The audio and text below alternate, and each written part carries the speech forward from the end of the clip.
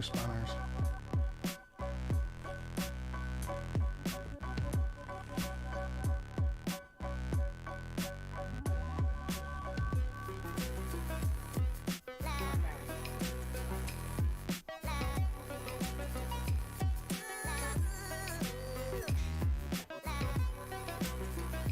That's me.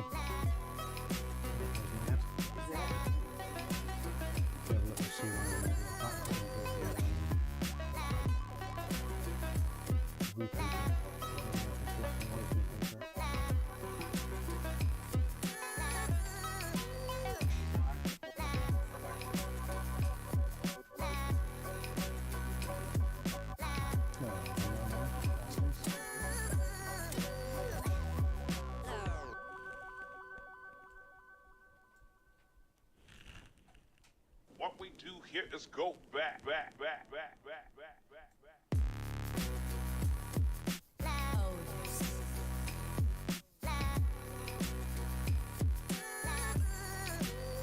Let's see if this works.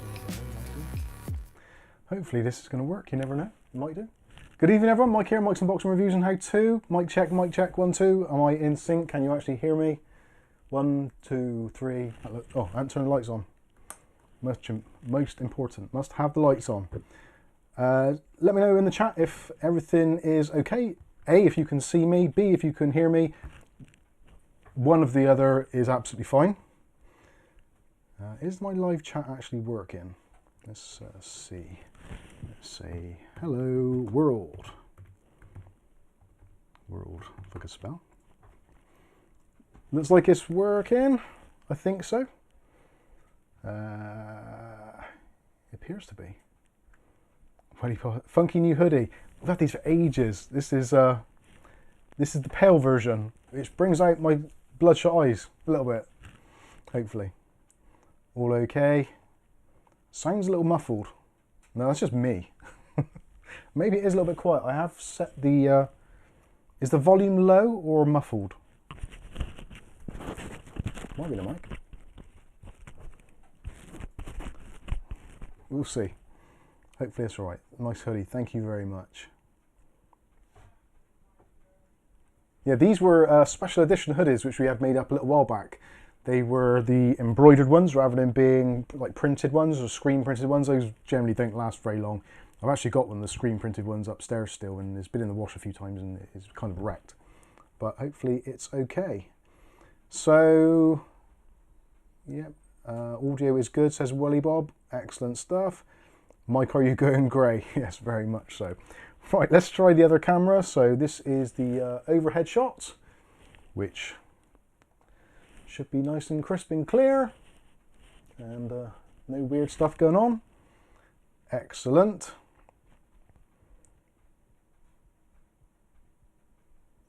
Audio is great, sounds good to me. Yes, it is. Both are low, says William Bodie. Not sure what that is. Let's see if the volume needs to be jacked up a little bit. Let's try the webcam shot. Now the webcam is over there. So, hey, is that completely out of sync? Can you actually hear it? Nice view of the Series 500 there. Good overhead. Right, the overhead's working. Excellent stuff. Just wait in the chat to see if that is the third camera is working, because that is the one we're going to use to take a look closer inside of the case.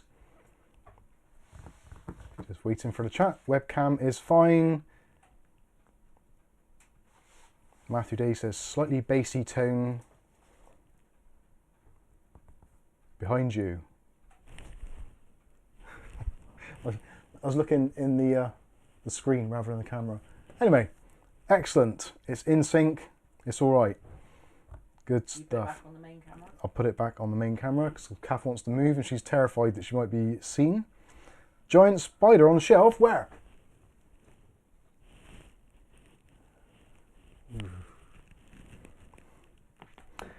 Anyway, that's enough of that. It sounds low and bassy. I don't think I've done anything differently. Does it sound overly bassy? Anyone else? just make sure my my thing is plugged in. Okay. Oh well, we'll go with it for now and see what it's like. If it's too bassy, I'll see what I can do later, but I haven't really changed anything other than the fact that the obviously we weren't here last week because I was ill, because I sounded terrible, I looked even worse than usual. It was a bad thing. I've had this weird sinus infection. It's been like all in the left hand side of my nose and into my eye, basically all down my left hand side of my face, and it's just really annoying. It was a head cold as well, but with the sinus infection, and every time I was breathing, but I was whistling all the time. My nose was just whistling. It was horrible, and I think it's okay now. There is some nostril noise, but hey, I've got a big nose, what can I say? Anyway, moving on. Hopefully you're all hopefully you're all having a good evening. I've actually had a bit of sad news literally about half an hour ago. This is going to be a bit of a bummer, but I'm going to get it out of the way just in case I seem a little bit off par. Yes, I am still getting over my cold a little bit, but I also found out about half an hour ago that my uncle passed away. He's been ill for a very long time, etc., but it's always very sad when you hear of someone passing away. So yeah, my mum phoned up and said, "Oh, you're not working at the moment, are you?" It's like, no, not at the moment. So yeah, he told me about it. So Uncle Terry, God bless you, and safe journey to wherever you're off to next. You will be missed. You've got a massive family as well, loads of kids. Growing up as a youngster, he had 5 boys. So yeah, it was we always had a lot of fun with Uncle Terry and the boys. And yeah, God bless him and all the family. Anyway, moving on from that. Yeah, what can you say? Tonight, obviously, we will be taking a look at the Coolermaster NP200 case. Is it 200? Sorry, NR200P. I'm completely getting things wrong already, as you would expect from me. And we're taking a look at the new Thermaltake Swafan EX12. These are absolutely amazing fans. They're basically kind of like the best things of all fans, but all rolled into one. Now, there is a pretty lofty price tag with them, so if you are liking the look of them, better start saving or write your letters to Santa Claus right away, because they're not cheap, but they are awesome. They are potentially, I would argue, the best fans I have ever used, which we've used a lot of fans here at Mics Unboxing, so that is praise indeed. So anyway, we'll be taking a good look at those later, doing an unboxing, getting them fired up. There's a new feature in Thermaltake software, which now allows you to do fan control from CPU temperatures and GPU temperatures or case temperatures, all that kind of stuff, without any additional software. So it basically uses their TT RGB Plus software, which can run alongside other software. So if you're an MSI fan or an Asus fan, God help you, or a Gigabyte fan, ASRock, etc., you can run their RGB software, but you can also run the Thermaltake software as well. It's now been improved with extremely low CPU overhead, which is absolutely brilliant, which is something which kind of plagues a lot of RGB software. So don't be thinking, I don't really want to install another piece of RGB software, because it actually makes sense, and it does go through their entire ecosystem of products. As you can see from the case behind me, the little LCD panel there, that is all done through Thermaltake's TT RGB Plus software. And yeah, it works, well, it works very well now. There has been times where it's had a few errors, but I think that's the same with all software. At times you do get issues with it. So anyway, moving on. Yes, what else is there to say? So yeah, case-wise, the case, if you're interested, sadly it's going to be for UK people, and even worse for me, as an individual, isn't an affiliate company or anything like that, so we don't make any money on it. But if you do want to pick up an ITX case, which appears to be, on paper, possibly the best value case that I've ever seen on ITX, you can pick it up from box.co.uk, which unfortunately is part of a group of companies which I'm kind of at loggerheads with. So it's still a bargain, it's a good value, so I'm not going to let my own personal feelings get in the way of myself or you lot getting a good deal. So the NR200P from box.co.uk here in the UK, hi Poppy, is currently about £50.39, including next day postage, which is insane value for money. And it comes with a couple of fans, it also comes with a spare side panel, comes with PCI Express Gen 3 riser cables, all that kind of usual stuff. So if you are looking for an ITX build, or you want to, no, don't do that, William Bodie's watching, he will go fucking ape shit. Sorry, excuse my French. Poppy, move. Look, catnip.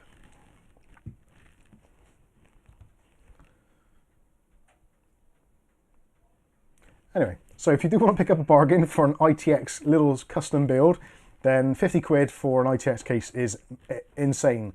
The next best value at the moment here in the UK is the CIT 007, I think it is, which is not even in the same league at all. So this you can put a graphics card in with. It does take an SFX power supply, which might be a bit of a downer for some people, but they have actually produced, in addition to this case, other add-on panels. So you can actually purchase a ATX power supply shroud and all that kind of stuff. So if you don't want to buy an SFX power supply because they're a little bit pricey, you can use an ATX should you want to, but you will need to get a separate bracket. So anyway, just putting it out there. I'm going to sneeze now. I think I'm allergic to cat. Oh, I am going to sneeze. Don't you just hate that when you know you're going to sneeze? Especially if you're doing a live stream. That's not a pain in the backside at all. Apparently if you do this you won't sneeze. But you also sound like something weird. Oh, Poppy's gone now. Oh, she's had enough. Oh, she's going to scratch the hell out of the GT Player racing chair now. Nice one. It's nice blue spotted. Anyway, right. Where are we? Let's say hello to those of you that have been kind enough to join us on the streams. Isn't that weird? The cats come over and almost immediately I'm feeling like I've got hay fever. I can't be having allergies to cats. I've got 4 of them. Mind you, I might explain some things. Anyway, moving on. So we've got Mick Woods with us. Says those Swafans look interesting. They definitely are. They definitely are. O'Reilly's with us as well. How you doing, O'Reilly? Paul Bakewell, Stuart Cleary. How you doing? Says even though that case is 100 quid now on Amazon.co.uk, and that's used. Yeah, don't buy it from there. Very, very expensive. I think the original release price for the NR200P was £100. If you went for the non-P version, which just came with without the tempered glass and without the riser card, I think that was £79.99. So yeah, 50 quid is a fantastic price. And for those of you that haven't seen it already, because you're not patrons or YouTube members, although members might not have had it yet, but this week we did a video on the 5700G processor, which we did a little bit of video previously, but I've now put it into my Media Center PC, which is where it was destined for. But doing some thermal tests, the little InWin B1 case was overwhelmed quite a lot. Even cutting holes out of it didn't improve things. So that is the reason behind the case. It came along, I thought, perfect opportunity, upgrade my system. Now I might have to buy another micro ATX, mini ITX board so I can build 2 systems again. So I've gone from having 1 system I don't use a lot to having 2 systems I probably won't use a lot. Anyway, William Bode's with us. How you doing? Evening. Good evening to you. Sorry, confused then. Sky Stalker's with us. Hey, Sky and Tina. Hopefully you're okay. Lucky Man 1 says good evening to all. How are you doing, Lucky Man? Nick Barnes as well. Let's have a look. Why does it keep on making me want to do... What's going on? Have I got a key press somewhere? Right. Everything I click on, it says go to channel or report or move. As if I'm pressing the 2 buttons. Let's turn the keyboard off.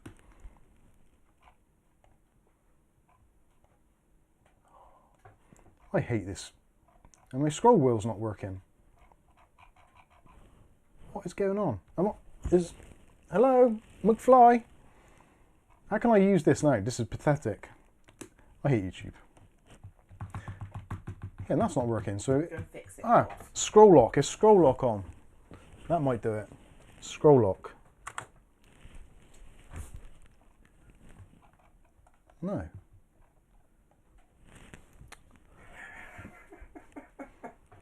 Sort him out, Pops. Don't scag the bloody thing. Right, I don't know what's going on here. I'm really confused. Sorry about this.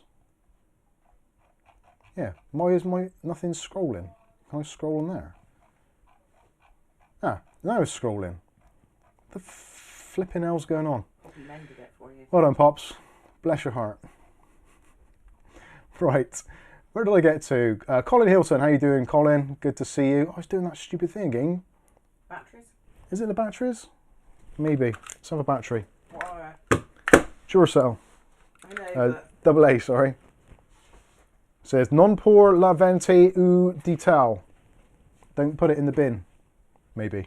Oh, actually, don't worry, I got one here. sure. Yeah, I've come prepared. I think. Let's see if that works. Can't imagine it being flat. Oh, maybe it was. It's working now. Bloody cheap ass Duracell batteries going flat. It's been in there for about 4 years. It's only been in there since we bought it. When was that? 2019, I think. Anyway, right, moving on. Where did I get to? Sorry, I do apologise. I do get distracted very easily. You know, got a tech channel. If I had a tech channel, I'd be great. Big video on that. Live chat. There we go. Who else we said? Lucky Man. Sorry. Yeah. Stuart Cleary. How you doing, Stuart? Aletta's with us. Says Aletta's in the building. This has been your only warning. Yeah, it's doing double clicks. Now that's weird because I thought it was my mouse, and I actually bought a replacement mouse for that. So it's something to do with the system, or possibly the USBs. Oh, early adopter tax on my brain for going AM5. Don't make me send the board back, please. I don't think I could cope with sending another motherboard back.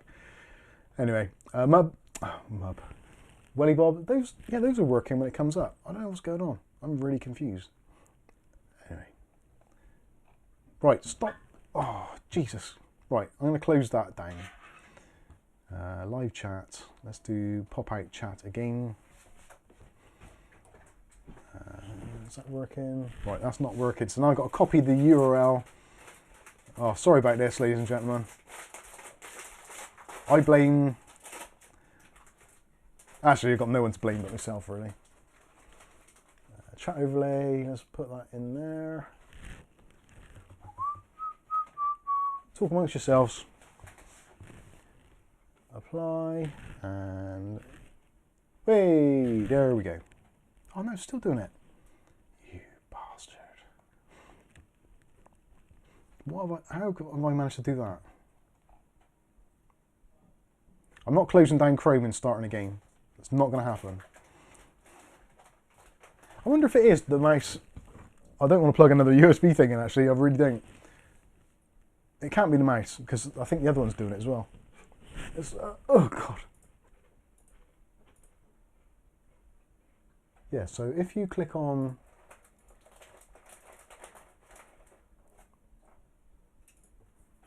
Oh, for God's sake. Right, it's definitely something to do with my Windows installation. Mark Point says, will you pay attention to me? No, I can't. It's all broken, Cav. Right, let's... Right. Oh, that's not going to get rid of that now.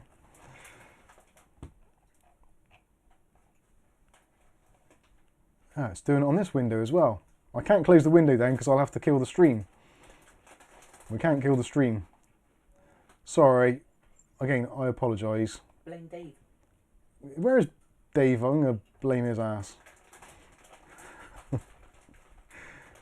blame the shaky kernel. No, that's not working either. So this is going to be hard work to interact with chat, but I will try.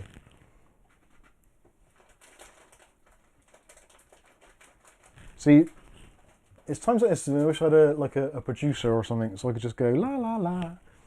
Not worried at all. Anyway, Poppy's enjoying herself. Let's see if I can get this to work now. Right, put that window there. Thank you very much.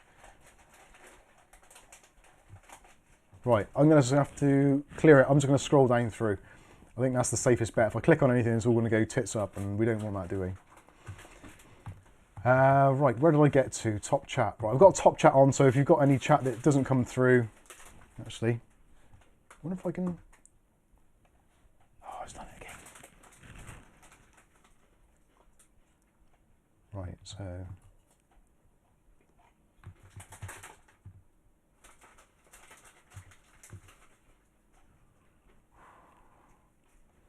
Yeah, every single message I click on, it says to either go to channel, pin message, report, remove, put user in timeout, hide user on this channel, or remove as standard moderator. Have you got it programmed in as a left-handed mouse or something? No. If I right click, it shows me the context menu. So I wonder if it's something to do with the plugin for the chat. It might be. Oh, for God's sake. Oh, this is just pathetic. Why?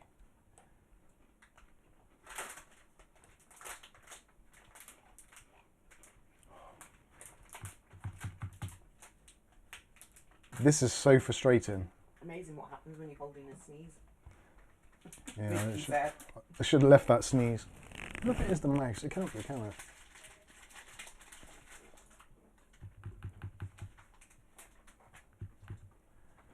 Right, sod it. Oh, I accidentally clicked on something then. That was stupid. Right, Antonio's with us. How you doing, Antonio? Mark Point, William Bodie. We said.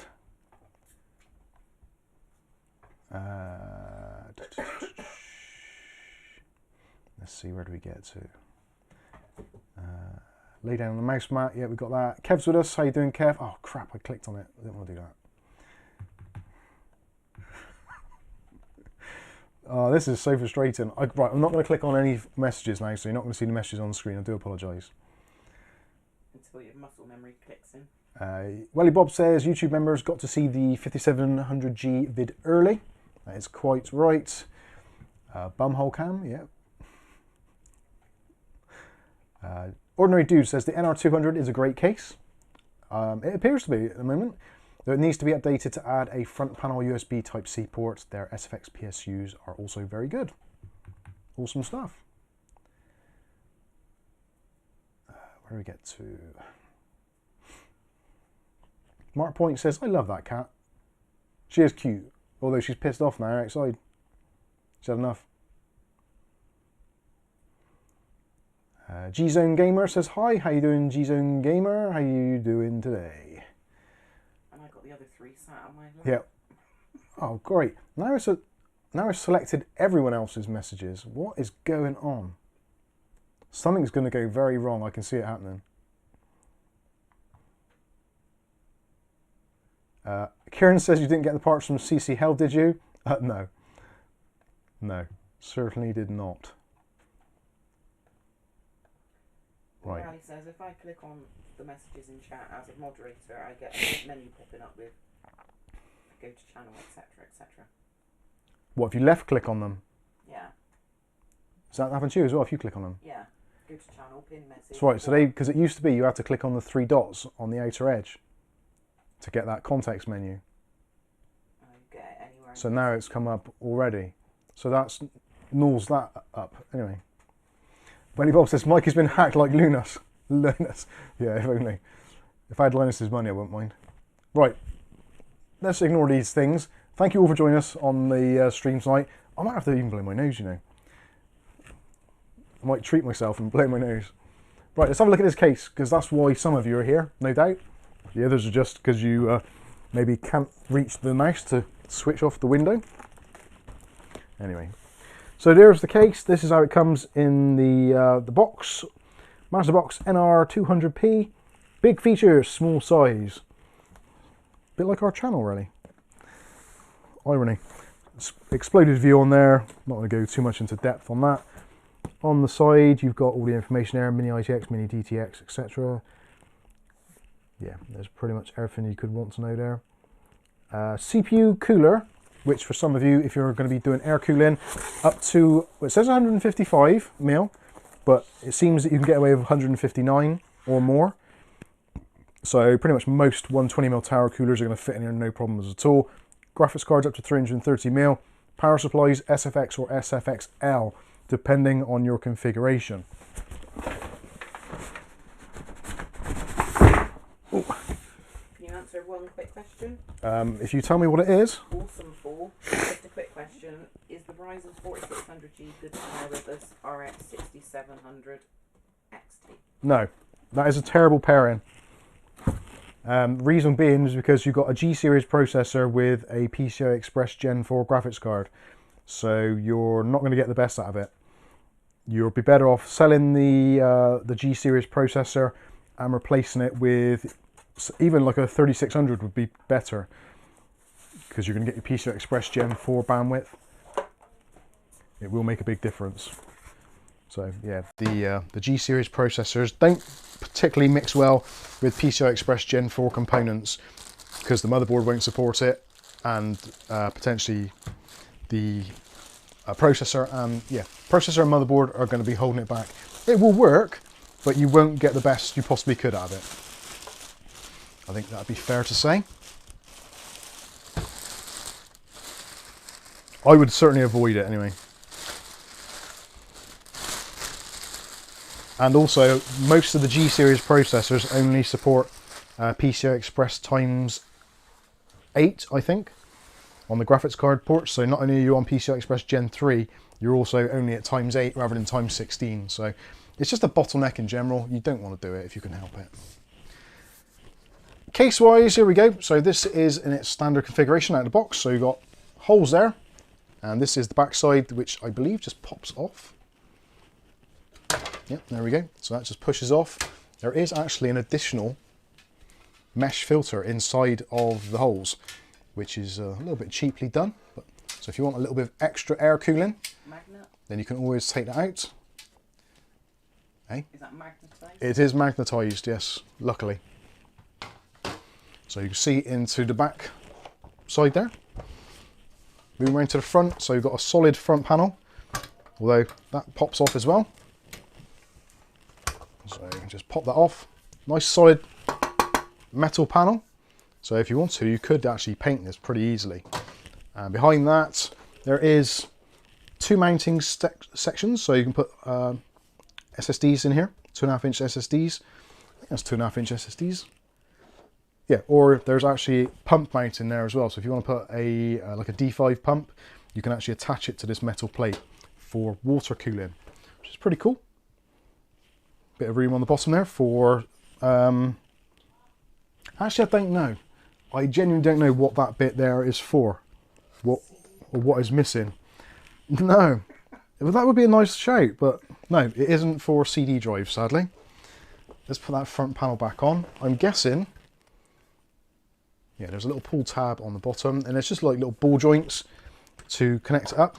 So it just kind of snaps into position, he says. Just like this. Awesome Fool said thank you for the answer, Mike. Much appreciated. You're very welcome. Join Discord. Yeah, if you want more questions and answers, then join the Discord and we can go through things in a little bit more depth. Talking of depth, from the front to the back, you've got not a huge case. So if you've got a smallish desk and you want to put this on your desk next to your monitor and stuff, compact bedroom, whatever, then it's actually not that long. I think it's, what, 14 inches, I would say? I'm probably wrong.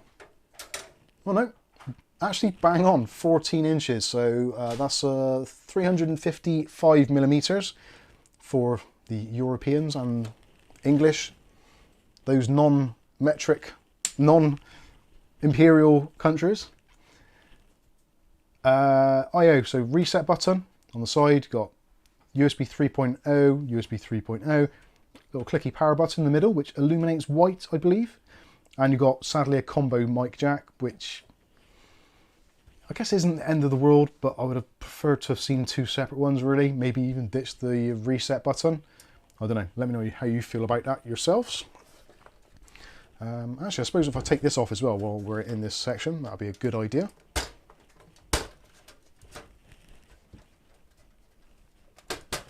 So that pops off again, little poppers. And you've got a mounting area in there for two 120mm fans, or potentially a radiator, maybe. And underneath that, you can see there's an absolute ton of room for working with. So if you need to get into your EPS connectors, CPU fan header connectors, etc., which are always a pain in the backside with ITX boards because it's all really compact. And you can see just there is the SFX power supply mounting bracket, which actually is two screws. You can take it out, then you can move it up or down. So if you've got SFXL, which is a little bit longer, you can move it up slightly. And they've done it there so obviously it doesn't impede on your graphics card too much. Yes? The ordinary dude? Ordinary dude. Oh, the opening in the front is to accommodate long GPUs, says the ordinary dude. Thank you very much. That makes sense.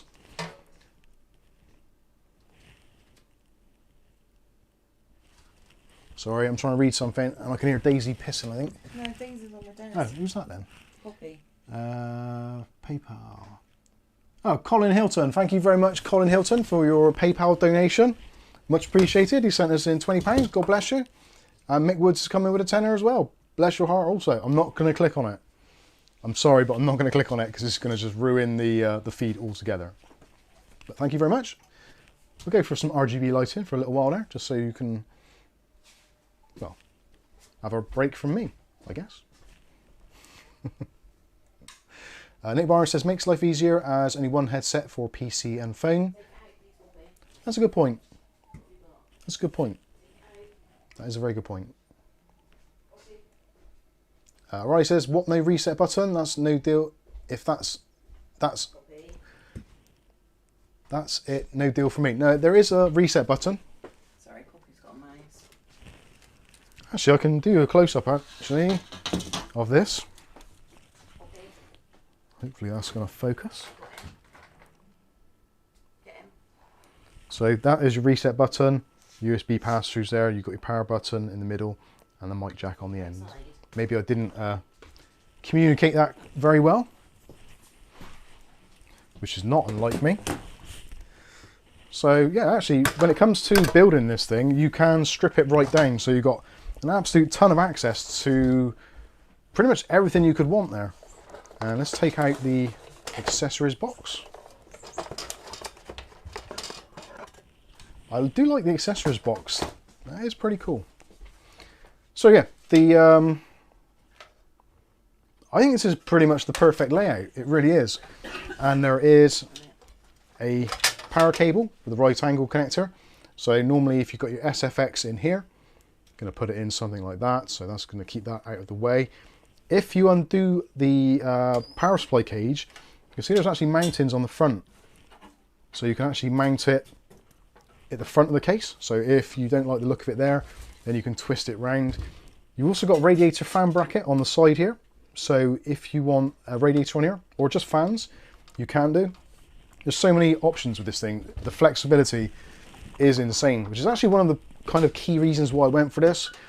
As a lot of you will know, I'm not a huge fan of Coolermaster in general for some of their things which are a little bit on the cheap side, but this is actually not too bad. Stuart Clear is coming with a super chat as well, €10. Thank you very much, sir. He says, covering for Uggs, disco, disco, disco. Oh. Bless your heart. Kath's having a panic attack. She's got a mouse. Where the hell's she got a mouse in here now? Well, Oh, underneath. Here. She's brought it in. Oh, it's in her mouth. Yeah. Poppy Dora, she's got a damn mouse in the house. This is live. I'm sorry. Outside, Poppy. Ladies and gents, this is just despicable. You hear her growling with it. It's alright, I'm not going to steal it. Poppy. It's outside.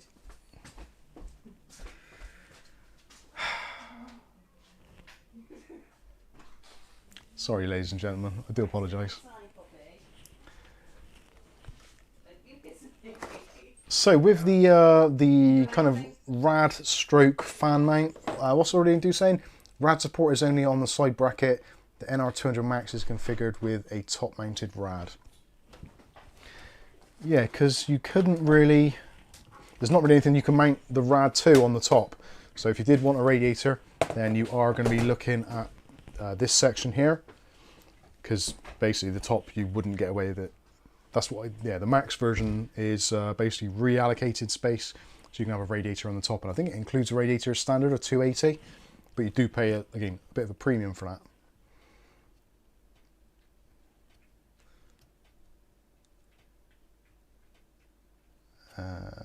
There's a rat in my kitchen, what am I going to do? I don't know. The thing is, it's not like we've got a mouse in the house and she's caught it. It's like she's gone out in the garden, she's caught a mouse and brought it in to play with. I thought they might give it to you as a present, but she's hissing and growling at me. It's because you needed a new mouse. Or at least I can hear Poppy crunching that mouse, I think. She's She was growling with it. She was growling away something rotten. So anyway. It's because she heard you needed a new mouse. Bottom, this is actually pretty cool. So you've got a magnetic mount on the bottom as well. So potential for loads of airflow. You can mount potentially a radiator on the bottom as well. Because there are options on this for either typical horizontal mounting or vertical mounting your GPU. Vertically mounting the GPU brings everything up. So then you could run your water cooling down to the bottom, which for some people is probably not going to be the optimum solution, because then you're going to have your pump at the top of the loop, which is generally not the kind of the done thing. Some people will do it. And if you're if you're going to be doing a custom loop, so you could have your pump mounted kind of down over here at this front section. So then your actual CPU part over here is going to be higher. So it wouldn't damage the pump, but you might still get air bubbles or air blocks in it. But with an open type loop, it should be a little bit easier. But yeah, overall, I think this is actually a very, very cool case. It's going to be cooler than the B1, because the B1 is an absolute nightmare. It really is. And in terms of, actually, let me grab my power supply and see how far down that comes. So I've got a couple of power supplies that are SFX. I've got the 450 watt one, which actually might be just enough. The plan is I'm going to take the 5700G, which I've got, and going to put in either a GTX 1650, which will be self-powered, so this is going to be way more than it needs. Or potentially I might put in here, I've got a GTX 1070 Mini, which I've just picked up quite cheaply as well. So I'm not too sure which way I would go with that. I'm edging more towards the 1070, because the 5700G being 8 cores, 16 threads for gaming is going to be pretty handy. So a GTX 1070 is going to give it a little bit more room to stretch its legs, whereas I feel the 1650 might hold it back a little bit. I don't know. The 1650 is going to run cooler and doesn't require separate power. So there are kind of pros and cons in either direction there. But we will see what we will see when we come to do it. Now, I'm not too sure with the power supply thing. Can you actually... Yeah, there's Velcro on the bottom here. So I'm guessing normally you would take out the power supply mounting. Actually, that doesn't make a great deal of sense, because that won't just drop. Yeah, the microwave thing. That is going to fit in there. Why put a G CPU with a GPU? Yeah, that is the other thing. Putting a G series CPU in here is probably not the greatest of ideas. But bearing in mind that I did get the processor pretty cheaply, it would be more cost effective to do that, and might even not bother putting a graphics card in at all. But I think for actually having a system like this where you've got enough room to play around with stuff, that I think putting a graphics card in would actually make a bit of sense. David Underhill done it. Even though it's got a G series, but anyway. David Underhill says the 5700G would be okay on its own. Why add a crap GPU? Well, the 5700G is okay for games, but you're going to be limited for a lot of games, either 30 FPS, 1080p, maybe 60 FPS on some. Realistically, if you want 60 FPS across the board, then 720p is probably what you're going to be looking at. Yes, Gav. UK Miners Club. UK Miners Club. I had a thought the other day. I had one of those. Now you'll be shitting yourself. Yeah. I had a thought the other day. We have met once in the past. I don't know why, but I remember someone called Mike from a shop called M2 in Bristol. That you? Yes, it is me. That is very much me. I'm trying to think. UK Miners Club. Which shop in Bristol? Yeah, which one was it? Was it the one on Gloucester Road or the one in St Thomas Street in the centre? Just to prove it is you. Yeah. No, both the addresses. There was two in Gloucester Road. I had more hair then, to be fair.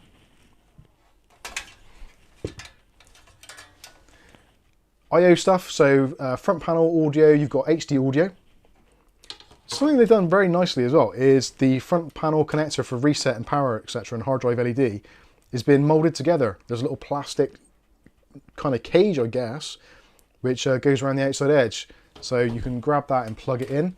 Now that is very handy because Mini ITX boards are an absolute pain when it comes to things like that and actually finding connectivity. So that is pretty cool. And obviously you've got your two USB 3.0 front panel connectors ready to plug in wherever. I think this is going to be relatively easy to cable manage as well, to be fair. And if I put that up over there, so that'll be tucked away there. All of this can be tucked away underneath and routed along there. So yeah, this is going to be a tidy little build. So I'm not sure when I'm going to do it. I was half tempted to do it on the live stream, but not today. I'm still kind of in my head working out what to do, and I am potentially going to order a different motherboard as well. At the moment, motherboards across the UK and everywhere else are ridiculous. Motherboards are extremely expensive. So if in the past you've been thinking, I quite fancy doing an ITX build, but the price of the boards have been prohibitive, then now is probably the best time to do it, because there isn't actually much of an ITX tax on motherboards in general compared with normal boards, because they're just stupidly expensive as well.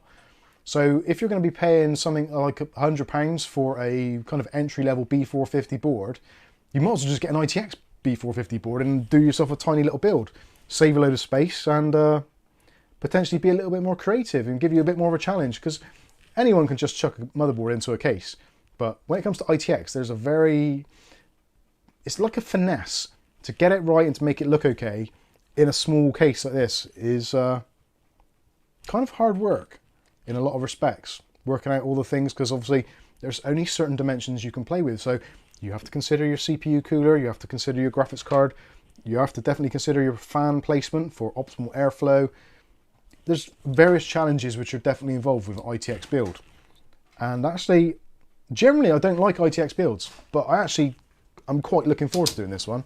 I think this is going to be a smashing little system, and I'm going to stuff it full of RGB as well, just because I can. Not that it will make any difference to it at all, because chances are it will never be seen or not see the light of day, but I think I'm going to do it anyway. Yes, Kath? It was in the centre next to the Chinese food supply shop. That is the one, UK Miners Club, yes. It was in the centre, yeah, the Chinese food shop was excellent. We used to go along to there and buy Chinese proper chip shop curry sauce and noodles and stuff like that. Good stuff. Coolie noodles. Before they were in Sainsbury's and everywhere, they were in the Chinese wholesalers, which was absolutely fantastic, as Gary Barlow would say. Mookie Muck, cost for components. Cost for components? What's that for doing an ITX build? I assume I might have missed some. What is the use case for a case of that size versus a mid-tower? Is it just for space savings? I think the cost is the same, if not more. The cost for components. I've done something wrong here. Help me out, guys. What have I done? Is that right? Ah, there we go. Well, that was hard. It needs to be. Cost comparison. Matthew Day says, build ITX, make things difficult for yourself. I agree with that entirely. Yes. Where was it? Where was that question? It's up a little bit from that. So it's basically, what is the use? Who asked it? Mookie. What is the use case for a case of that size versus a mid-tower? Is it just for space savings? I think the cost is the same, if not more. As in the cost for components. The cost for components, as it stands at the moment for ITX, is roughly kind of the same. It used to be that the motherboards were always the troublesome thing. Potentially power supplies, like SFX power supplies, you can pick them up quite cheaply. If you get a decent one, it's going to be expensive. But then saying that, normal power supplies these days, if you buy a decent one, they're going to be expensive as well. So it's kind of like a swings and roundabouts thing. Cost comparison wise, I would say at the moment, like I said earlier, there's very little in it. And if you are on the fence and you're thinking, well, I want to do a build, I don't know what to do, I think now is probably the best time that there's been to do a mini ITX build. And actually, there's a H610 chipset board on Amazon for about £100, which if you pair that with maybe a 12100, 12400, something like that, this is going to be a cracking system. It really is. And for £100, there aren't much cheaper boards on the market for if you go in micro ATX or if you go in for full size boards. So yeah, I would say it's the way forward as things stand at the moment. Yes, Kath? UK Miners Club. UK Miners Club. I was working on the signage at the Land Rover shop on the corner, popped in for a new hard drive. All right, yeah, I remember the Land Rover garage. But not him popping in. I don't remember you popping in specifically for your hard drive, because back in the day we had a lot of people coming for hard drives. We used to sell them like they were going out of fashion. That was the golden era of computing, it really was at the time. I had some very, very... So would that be about... 2001, 2002? Because it's when I had Angel, wasn't it? Yeah, that was good. Good stuff. I enjoyed it. Yeah, M Squared. Very, very fond memories of that. Roy, who was the kind of co-owner, stroke partner, director, whatever. The M2 went, or M Squared Bristol and M Squared Bristol Limited, etc. went through various guises where owners had basically either screwed the company or left and taken loads of money with them, etc. It was a very, very weird time. There was someone in the company who actually ordered, I think it was like 250 Pentium 4 processors, literally when they came out. The very first lot of the P4s, I think it's like 2.8 gigahertz, the net burst ones. And at the time they were probably £300 plus each. And he kind of ordered 250, ordered and delivered to his home address. and then he scarpered. What can you do? But Roy, the owner, but Roy, actually did our house up. Yeah, Roy was the owner who kind of was left and bought the company in the end. Actually helped us build this house and do all the renovations on it. So Roy, not build the house, but awesome job, done a great job. Accessories box. Now this is where it gets interesting because there's a radiator included in the box. There isn't. It looked like one. I opened this up and I thought, oh my god, they put an AIO in there, but they haven't. So you've got two Coolermaster fans. I'm not sure which model this is. I'll have a look on the back. I think these are the Silent Pros. Can you see what it says there? Sorry, Sickle Flow 120. So 120mm PWM fans. And they do include a little cage on there as well, which is actually very clever. Because if you are mounting these in the top, where potentially you would do because of where the fan mounts are, you might have cables from the top of your CPU for EPS, etc. So actually having a guard there to stop those cables going into the blades is great. Because that's the last thing you want to hear when you turn on your PC for the first time is tick, tick, tick, tick, tick, tick, tick, where you've got cables stuck in there. And also they're push fits as well. So they've got little pins in the side, which go into the top of the case. So you just push them in. Well, they're set for exhaust. So you put them in, into the little rubber grommets, push the pins down, and that holds it in place. Because obviously, because there's a mesh attached, you can't actually screw down into the cable, into the fans. So that is something to consider as well. You will need to use push pins if you ever want to swap the fans for any other models, but you can actually take the push pins out and the grill. That all comes out with a little bit of a tug, he says. So basically, you can take all that out and put it into another fan if you need to. That's pretty good. You get two of those included. 1, 2. And there's also a PWM to three-way splitter. Again, very clever because most micro ATX, mini ITX boards, generally, if they have one chassis fan header, you're lucky. If they've got more than one, it's like amazing. So 1 into 3. So that's handy. So you can always add another fan should you want to. You get all the usual stuff, so you get your mounting screws, etc. But the best thing of all, I haven't opened this yet, so I'm going to open this. You get a vertical riser for your graphics card. So if you do want to use it in vertical mode for your GPU, you don't have to worry about the expense of getting another riser. It's actually included in the box, which I think is amazing. It's designed to be very short as well, because obviously it's a small case. So why spend more money on a super long cable and struggling with cable management, etc., when you've got it included? So that is awesome. For £50, for the riser cable, 2 fans, all this stuff, all the flexibility, and I haven't mentioned yet, which I will do now, you also get included a glass panel. So Masterbox NR200P, you actually get a replacement tempered glass side panel. So if you want tempered glass on the side so you can see what's actually going on inside, you can do. If you want airflow, then you can use the airflow side panel. So they've covered so many things in the box here. It's awesome. I'm tempted to buy another one and just build a couple of ITX systems, because I think value for money wise, this is awesome. It really is. Yes, Kath? Mookie, are the top fans intake or exhaust? They're currently set as standard as being exhaust. So you'll be looking at a kind of like a negative pressure system. So you're going to be pulling all the hot air out of the top, and you've got the side ventilation and bottom ventilation. So you can add fans to the bottom to push that air up through your graphics card and then out the top. But yeah, top to bottom airflow is always going to be the best because heat rises. So yeah, it's the perfect situation. That's why radiators in your home work, because they get hot, the hot air rises, and as it does, it brings cool air from the bottom and it just keeps on recirculating. I should be a weatherman. Clouds coming in from the south. How small is that case compared to the Game Max Spark? Compared to the Spark, it is probably... Do you know what? That's a good question. I would say... That you don't know. It's definitely smaller. I don't think it's a lot smaller, but it is smaller. I think the Spark is probably taller and a little bit longer, because the Spark uses a full-size power supply, which was on the side, I think. Was it on the side? No, front. Yeah, it's front. So it's probably a very similar layout, actually, which is why you can get the bracket adapter. So looking down through there, you can see where your SFX power supply is.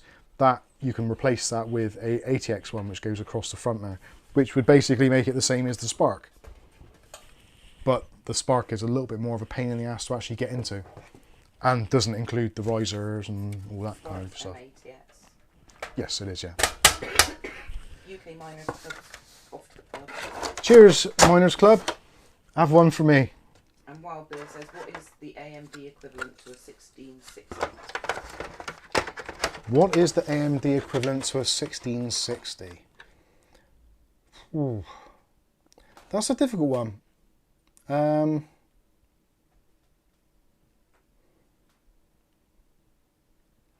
even see that question. Where is it? Oh yeah, there it is. Well, Bill, what is the AMD equivalent to a 1660? I guess it's probably the RX 590, or I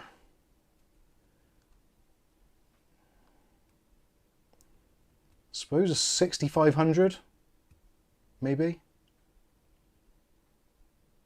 Not entirely sure. The 6600, or the 1660, sorry, was a weird one because it's basically a 2060 but without ray tracing and cheaper. And around that era, the kind of RTX 2060 was competing with probably the 5600 XT. I think the 5700 XT was faster. So yeah, probably the 1660 is probably in a similar sort of ballpark as the 5500 XT. Yeah, I think probably 5500 XT is probably a very similar thing. It's going to be, oh actually Glenn just said it there, yeah, 5500 XT. Thank you, Glenn. Mark's Adventures says, question, how do you calculate PSU requirements? There's lots of tools you can go to. So if you just type in PSU calculator, there's a load of them. So Coolermaster do one, Be Quiet do one. I'm sure EVGA did one if they don't already do one now. Who else was there? There's a few companies that do one. So just type it in and go to a couple of companies and just do various ones. I think there is one which is like a standalone separate one, which isn't attached to any company at all. And you can just put your details in, do it as honest as possible, and it'll give you a read-in. Normally I would go for somewhere in the region about double of what the TDP is of your system. So with this, if we're using, say, the 5700G, which is a 65 watt part, plus the graphics card, say I was using the 1650, which is a 75 watt part, so that's going to give you, what, 140 So you could easily get away with sort of like a 300 watt power supply for that sort of setup. Kind of just double it. That'll give you a bit of safety zone as well. Taking into account other things like processors generally will use more wattage than their TDP would suggest. So most 65 watt parts will probably run full whack at about 88 to 90 watts, give or take. So yeah, I think that is pretty much it for the case. I like it, I really do. I'm looking forward to building it, and that's something I don't say that often at the moment, because it's, a lot of it's kind of like, oh god, here we go again. Another standard boring case. Although saying that, luckily, recently I've been quite fortunate to not have to endure that too much. There's been a couple of Thermaltake ones, which have been very nice. And the Liang 216, which is actually now my daily driver, sat down over there, which I'm giving it its kind of testing. Seems to be doing pretty well. Quite impressed with that. Oh, I didn't... Right, okay. So, yeah, PC part picker. Good shout there from Aletta. PC part picker is, yeah, pretty good. Aletta's saying that, yeah, find out how much PC system will need and double it. What about Discord as well? Yeah, if you're not sure, go over to our Discord and we can answer the questions there. I'm going to grab some of my cup of tea, which I think is almost empty. Darn it. Cat's been typing messages. Right, I'm going to pack this away a minute. And I might have to blow my nose. You promised them that earlier. I did make a promise earlier. I can feel it. I can hear it in my voice a little bit. Let's go, as they say. Top.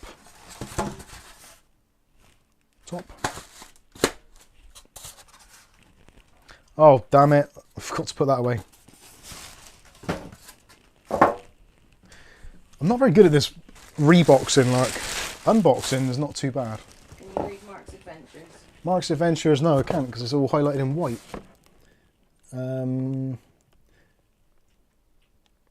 Mark, thanks, tried one and it said 450 watt, but I have a 550 watt, but wasn't sure if it was enough. B550, Ryzen 5, 5600 RTX 770. What's that? What's an RTX 770? I'm confused. It's easily done. Right, how do I get this in here? Something I'm not too keen on this case is taking the top off, because it's plastic. It flexes a little bit. For 100 quid, I think it's one of those things where you'd have to think very carefully about this case. But for 50 quid, it's kind of, come on, it's 50 quid. And ITX systems sell really easily. If you're thinking of doing a little flipperoo, maybe you've got a processor, some RAM, and you're thinking of doing the flip system, ITX systems sell so quickly. Whenever I've had them on Facebook Marketplace, it's normally kind of same day. Well, the offer comes in the same day, and they turn around very quickly indeed. Which is always nice if you're trying to make a buck, or if you're just trying to make some room in your house because you've got 4 cats, 2 kids, a wife, and lots of crap everywhere. Did you buy RTX 770 graphics card? RTX 770 graphics card. I'm confused, that doesn't exist. There's a 2070 or a 3070. And this is a GTX 770. There's a GTX 770, I think. Yeah, there was. G-Zone Gamer? Oh, actually, when we put that away, I need that. G-Zone Gamer. Question, is my PC any good? No, it's awful. Sell it. I'll give you a quid for it. Maybe 2 quid if you post it. Don't walk away when you said that. Big thing, man. Is my PC any good? 10700K, yep, good. Aorus Elite motherboard, 32 gig of RAM, yep. 3060, yep, tidy. Happy days. Yeah, sounds very good.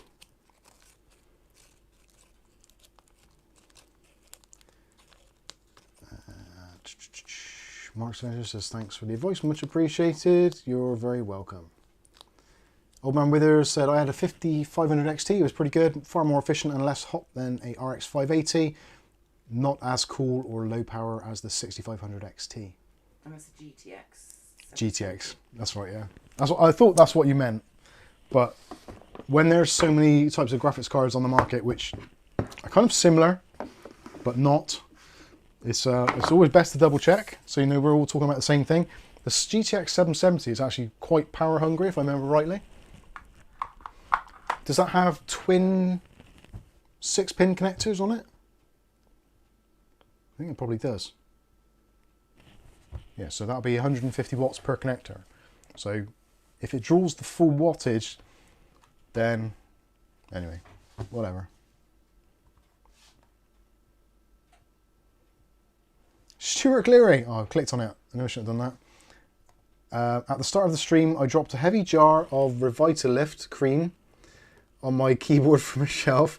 Keys flew off. Now some letters are tripling. Oh, that's not good. But actually quite amusing. Has it revitalised it a little? It's eyes, isn't it? Yeah. Stuart Cleary, I'm not pissed, I swear. We'll believe you. We'll believe you. But it didn't do it on all of them, did it? No. Do it on the eye and the eye. Right. That is that done. Let's have a look at some fans. Sorry, going back. Yes, it says 450 watt. 450 watt. Okay. That's fine. For the PSU, yeah. Yeah. And William Bodie. Yes, William Bodie, sir. Can you read it? Because it's a bit long-winded to talk out. Okay. Let's have a Not long-winded, but just complicated for me. Here, ASRock J4152. Oh, that's cool. Yeah, I looked at one of those today actually, with a CPU for €99. LC Power 13 white ITX case, 43 quid. Is that cheap and good? Yeah, that's the ASRock J4125 is excellent for little media center PCs and just general lightweight computing. Yeah, very decent. In fact, I was looking at one of those today and thinking, I could do that. I could stick that in my InWin B1 and I could be relatively happy, I think. Because it isn't going to use a great deal of heat, and the J series processors from Intel have generally been pretty decent. Actually, before I do this, let's put that to one side for now. What was I going to do? I was going to get something to eat. That's it. I'm going to have, today, we have Matchmakers in Zingy Orange, which have been reduced down to a fantastic 49 pence of your Earth pounds. Happy days. I don't even know if I like these, but they're cheap. There's 4 of them in there. And Can I have one? yeah, there you go. Take on. Don't you want the rest? I'm good. There you go.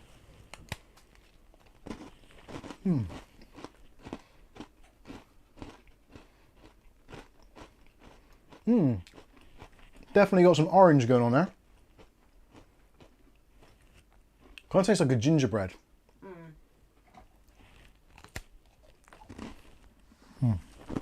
How about?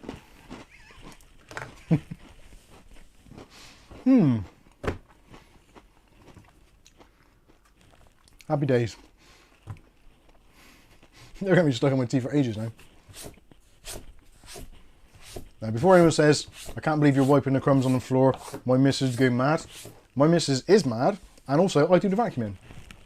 So, good stuff.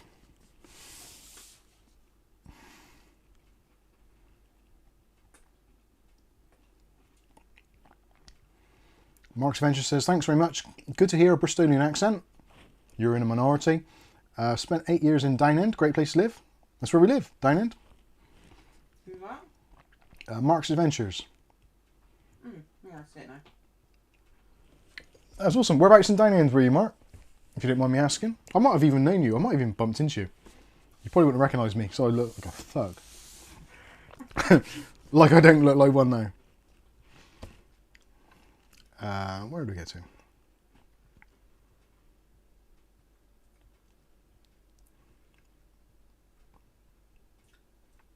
Anyway, let's move on. Right, Thermaltake TTEs Swafan X12. Now we've seen these before, Swafans. It's new, it's exciting, we like that. So the idea the idea of the Swafan is exactly what it says. So they are swappable fans, which is great. So if you've got a system like me behind and you want to put some fans at the bottom, but you want them to show the RGB, but because you've got them facing on intake and the blades would normally be face down, you can swap out the blades. So you push out the blades, get some reverse airflow blades. So they still look excellent, but they're moving air in the different direction, which is cool. We like that a lot. But Thermaltake's original version of this was fine, but there was too many cables. Which cables in general, if you're using a lot of fans, like if you've got 9 fans in a PC, that's 18 cables, at least. So 1 for PWM signal, 1 for your RGB signal. If you haven't got RGB, this does not concern you. Look away now. So lots of cabling, 18 cables going into some sort of control hub in the back of your PC. I've done it before with 10 fans and it almost broke me. It really did. So what they've done with this is they've incorporated the Swafan technology with 20 LEDs per fan. So you've got 14 around the outside edge, then you've got an additional 6 in the inner edge, so you can have kind of funky lighting stuff going on. They've made it so you can actually link them together, but not in the traditional way. So with like the Lian Li fans, you would slot them together in a mechanical way. With these, they're using magnets, which other companies have done before in some instances, but in terms of getting it all together in like a cohesive fashion, and the connector coming out with just one single cable. A lot of the others were 2 cables, so you'd have 1 for PWM, 1 for your addressable RGB. So they've upped their game. And at the same time, they haven't sacrificed quality. So you've still got a 4-pole motor in there, which will spin between 500 and I think it's 2000 RPM. I should double check that. Yep, fan speed between 500 and 2000 RPM. And in terms of how much airflow, you're looking at 57.11 CFM in the standard mode. If you reverse them, you're looking at 56.26. So you're losing less than 1. So effectively, doesn't matter if you have them either way round, they're still going to move the same amount of air. Which, well, not the same, but is near as damn it. Mark's Adventures. Mark's Adventures. Schooling. But you'd have been very young, over 30 years. I wasn't that young. I probably was the thug back then. Where's Schooling? I can't find it. Is it by Christchurch School? Is that by Christchurch? I don't know. Schooling, sounds familiar. I'll have to find out. Anyway, so this is what you get in the box. Let's do the overhead. And hopefully this is actually going to be visible. There we go. So in the box you get 3 fans in each set. So let's pull those out straight away. So 1, 2, 3. And they always put little bits of foam in there to protect the blades. How cute. And on the other side you get the reverse blades. So 1, 2 and 3. So there you go, you've got your standard blades installed as standard. Let's move this up a bit actually. So standard blades there, Swafan blades here. And if you want to swap them out, just get the fan, push, they pop out. Grab yourself another fan. You can, if you want to at this point, put some lube on there. It does come included with that. And you can see there is... Or you have to. You don't have to, but it's probably a good idea too. So you've got the 4-pole motor, which you can see there. You've also got the 6 LEDs around the inner edge of the motor. And then you've got another 14 around this outside edge. And as you'd expect, it's all very done super solid. There's a little bit of creak there if you really go at it, but they are very strong. Rubber mountings in white to match the fan blades front and back. Nice design there, anti-swirl to make a vortex. On the side, you've got your pins. So that is how they daisy chain together. And on the other side, you've got the female version there and the male version there. So let's stick a fan on. So this is our reverse blade. If you want to know the difference between them, it used to be that they were a different color, but they've decided now to make them all the same color. So it used to be the center black hub was the standard ones and a silver center hub was the reverse. But because they realized that people wanted the stickers to be all the same color, they've kept with the same color now. So you have to physically look at it and go, okay, that looks like a normal blade. That looks abnormal. So that is what we're going to do. So stick that on there and snap. There we go. So now you've got reverse airflow. So that is going to be pulling air upwards, but yet you still get to see all of your RGB. Whereas in a traditional setup, if you wanted to blow air inwards, you'd be looking at that, which clearly that looks a lot prettier than that. Hopefully that makes sense. Also, actually let's pop that one back out because we want to keep them all the same. So there we go, snap them in. So the real cool thing about this obviously is the fact that they are daisy chainable. And in order to do that, super strong magnets. There we go. So 240mm radiator or 240mm exhaust or intake. Excuse me. There we go. Maybe 240 isn't big enough for you, so you go with a 360. And again, all magnetized together. So if you're installing on a radiator, put your screws through, it's all kind of held in place. And obviously there's no cables around the outside edges to interfere with your lines. So if you've got it mounted in the top somewhere, you don't have to worry about it. Literally all you need is a connector, which we'll take a look at now. So in the box you get 3 leads. So these are the new Swafan magnetic connectors. And to hook up your fans, literally, there you go. Simple as that. So magnet, it just clamps on. So 2 fans, well, if you want to use just 1 fan on its own, just use your magnet, connect it up, happy days. If you want to use 2,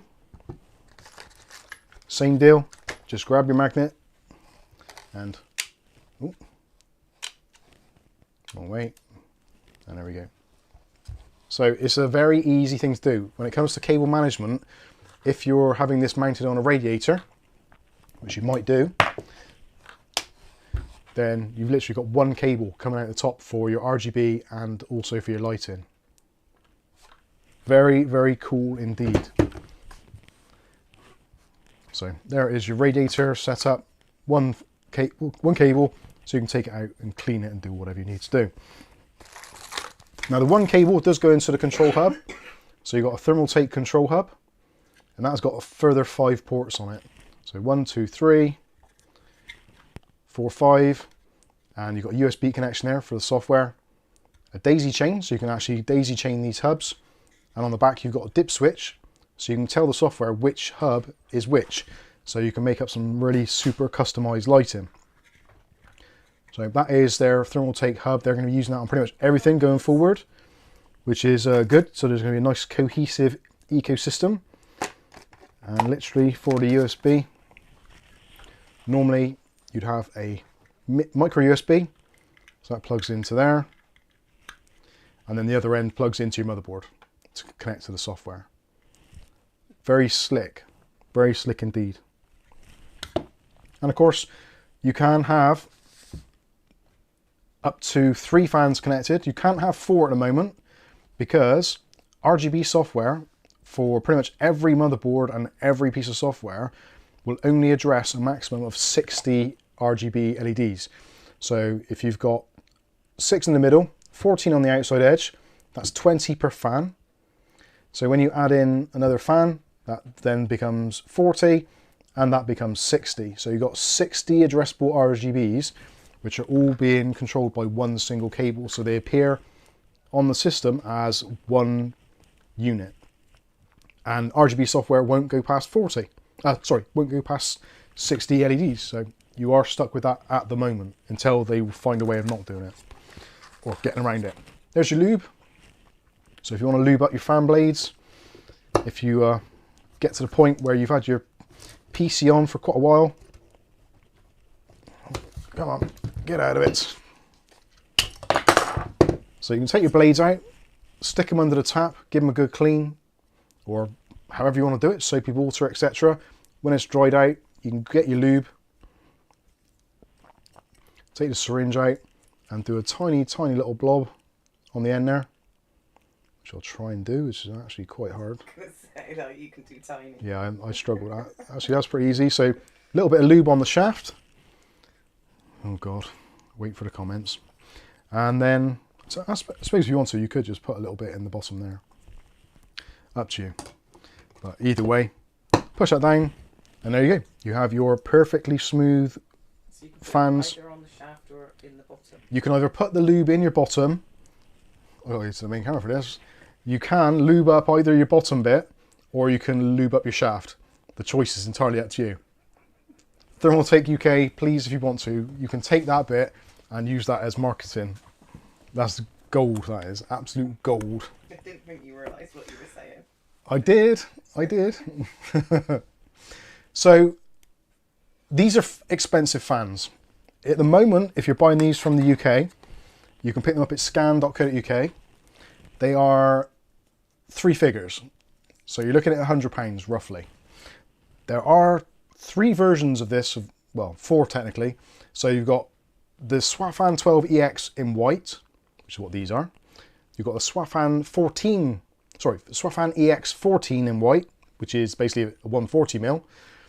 And then you've got the same in black. So you've got Swafan EX Black 12, and you've got the Swafan EX Black 14s, which are 140s. So they're all pretty much the same price. I think potentially the white ones are the cheapest. Maybe not, I'm not entirely sure. If you go over to scan, there's links in the video description anyway. Roughly it's 100 quid for 3 fans, which is expensive. But if you break down all the components, all the stuff you get, the control box has got to be worth like 15, 20 quid.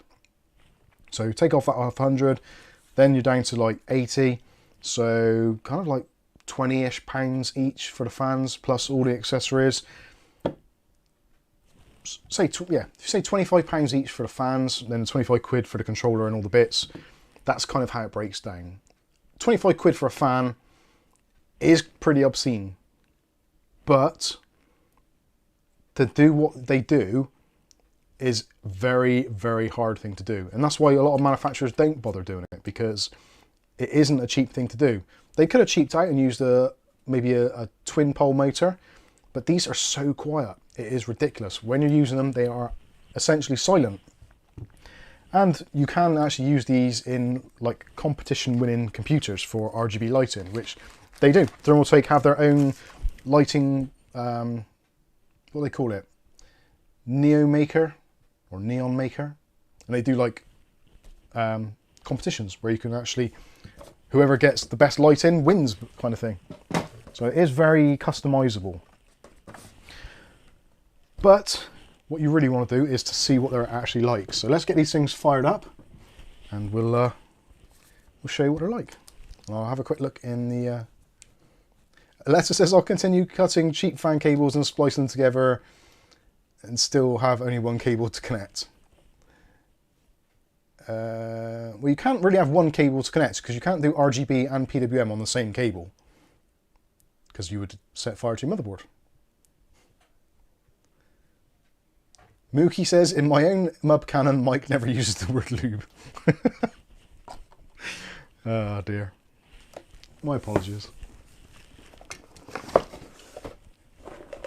Right, I'm going to need some cables. So let's have one of those. And let's have a power supply doodah. Where are we? Molex. Chat amongst yourselves while I figure out my life. I better make a cup of tea. You should, because my throat feels like something terrible's going on. I've got 2 cats on my lap. I only have room for one. Right, we're gonna have to Right. put that fire, Daisy. So we need a Molex. And we need one of those. It's actually tied in quite well, actually, having to use a having to use a power supply and actually having this one available on hand. That is the cutest power supply though, isn't it? It really is. ITX or SFX power supplies are just insane. I love how small they are. Right, where's my power supply thing? Oh, I've dropped my cable ties again. That normally is our job, to be fair. Right, so I want to plug that in somewhere. Let's plug that into there. If this goes bang, try not to laugh. I probably will. It has been one of those days today that most things have gone. Sometimes Catherine, sometimes. Who was it who called you Kathleen the other day? Oh, Colin. Colin. Good old Colin Hilton. I wouldn't have known that. I laughed my ass off when I saw that. Kathleen. Kath is a Catherine with a R-Y. Right, port number 1. Let's plug this into port number 1. And let's plug this one into port number 2. Nick Barnes says, I'm confused. Can't you link the hub to the motherboard and use the hub power for more than 60 LEDs, or have I modeled that? You can, but actually getting power to more than 3 fans and all the LEDs is going to be a lot of a drain on your system. So plugging them actually in there is, yeah, not great. What the hell? So I'm looking at this, it doesn't look like it's been pinned out right. Right. I'm going to plug in the other one as well, so you get an idea of how this works. For a lot of people, this is massive, massive overkill. But for some people who really do appreciate how lighting is done and how it works, etc., you'll be like, oh wow, that is very, very cool.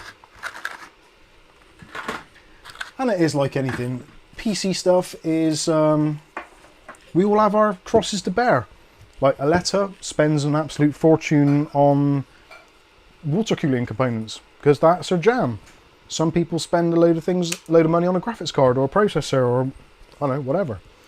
Some people do it on RGB because that is their thing, and they get a kick out of it, which is absolutely fine.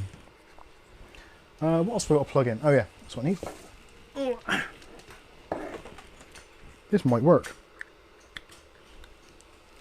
So let's turn that on. And there we go. The fans are on. I'm not entirely sure if my USB connection to the PC is actually working as it should do. And there we go. Oh, I think I've got a bit of a USB cable issue here. There we go. There we go. So with the magnetics, if they don't work for some reason, you can just move the plug out and move on with your life. And of course, if you want to, you can just use one cable for all 3 of them. And when you're tired of it, you can just unplug them. There we go. You have to make sure that the pins make contact. That is one thing which is a bit of a pain in the backside because you have to make sure that the actual magnetic thing is working. But how cool is that? Just hot swappable fans. Absolutely insane. And it doesn't matter which way around you do it. It still works. Or unplug those 2. Plug those in and stick that one on the end. It's just, it is absolute insanity. And the software is very good as well, which I'm not sure if I'm going to be able to show you. So let's see if I can do that. Where's my mouse gone?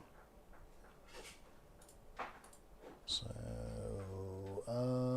where's TT Plus? Let's open that window up. Which windows are going to? There we go.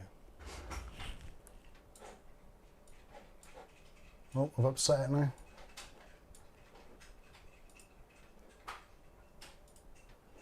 Reset, rescan. Oh, of course, it would do that, wouldn't it? I'm going to have to open it from this side.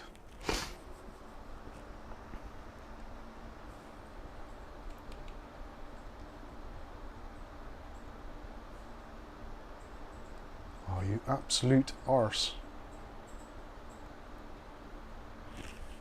Right, I'll do it from this side, that's easier. Now, plugging this in on the USB connection is probably a bad idea, because every time I move, this hub is, I think it's losing control. There we go. Right, let's see if I can show you this on the screen. Oh, you fool. This is really hurting my arm.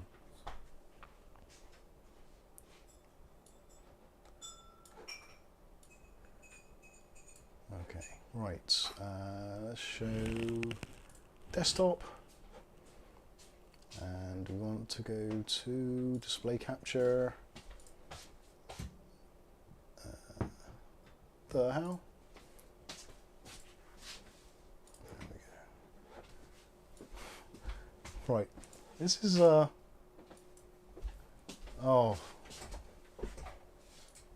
sorry about this, ladies and gentlemen.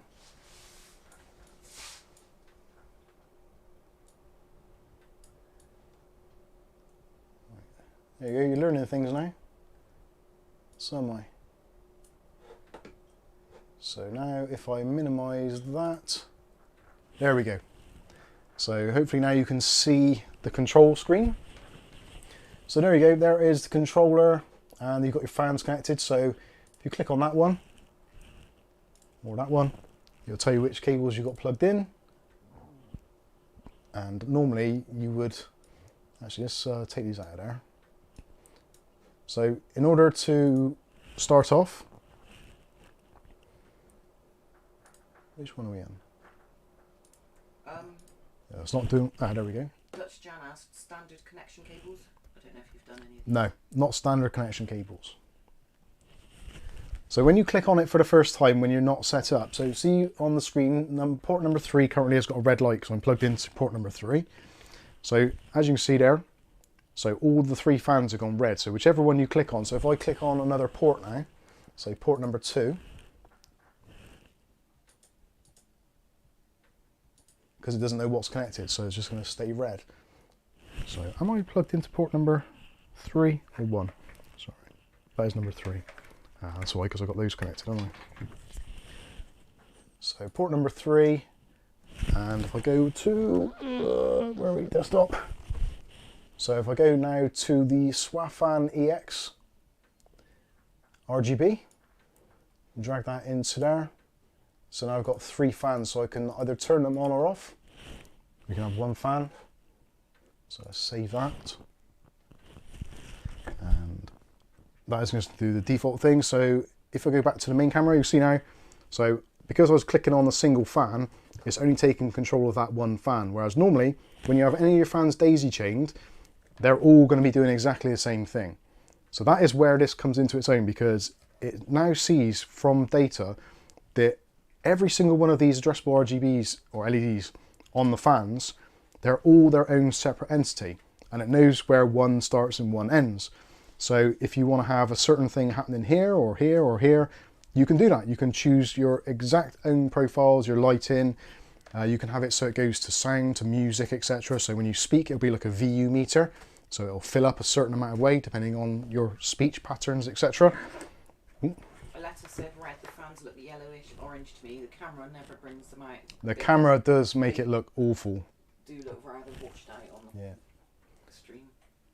So let's go in there. So we'll turn those 3 on and we'll click on save. I think I've disconnected again, sorry. This, you're not meant to do this with a USB extension cable, which I stupidly did. I think I've upset it, yeah, it says cannot control. It's not detected the controller. Oh dear. Right, let's rescan.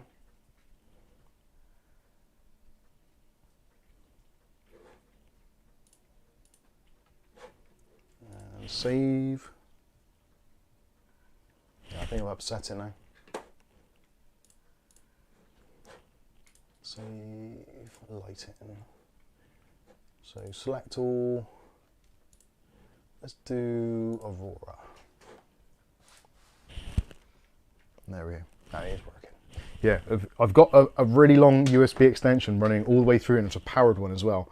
So it is cutting out. So that is my fault. Normally you'd have this USB connection plugged into a USB header on your board, like a USB 2.0. So that is completely on me. I think these look amazing. I really do. I like the look of them, and the fact that you can do so many different things with them is, yeah, it's just mad. So if we do temperature, oh, hang on, select all, temperature, there we go. So currently, because it's cold, the fans have gone blue, and they're getting a little bit lighter as they're adjusting to the temperature of the processor. So if you want to, when you set up your PC for the first time, you could set these up to temperature just to make sure that when you're playing games that the temperatures aren't getting too nuts, which is a kind of cool thing you can do if you want to. Let's do select all, and what we've got, blink. You can have some kind of seizure inducing mode if you want to. You might not want to. And so we'll have blink on that one. On the middle fan we'll have heartbeat. And what should we have on the end one? Let's have the temp on that end one. So there, we've got different things going on. So like I said, I'm trying to crudely show you here that you can do multiple different types of setup with these fans. It's not just you plug them into the controller and it does basically whatever the controller says. They're dumb fans. These are smart fans, so they know where they are. And hopefully if I don't do this incorrectly, so if I unplug that and then plug in the second one along, it'll still do what the second one was supposed to do. And this one, in theory, should now be blue, which it is. So it's not the fans themselves, it's basically sending data down through the chain. So it doesn't matter where you put them, they're always going to remember. So if you do take your PC apart and then put it back together, it's going to remember the settings of your individual fans, which I think is very cool and very helpful. Because if you take your PC apart after you've set up all your lighting and stuff, and then you put it all back in and you think, oh, damn it, why is that fan doing a different pattern to the rest? You don't have to worry, because you can change the pattern as you see fit. I was going to show something else. What was I going to show? Multiple devices.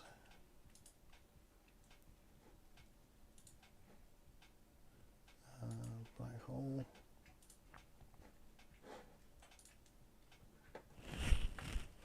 So this is your typical kind of black hole setup, or where there's a part missing. Let's speed that up a little bit.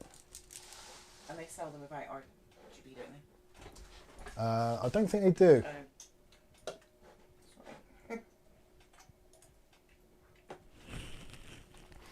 Anyway.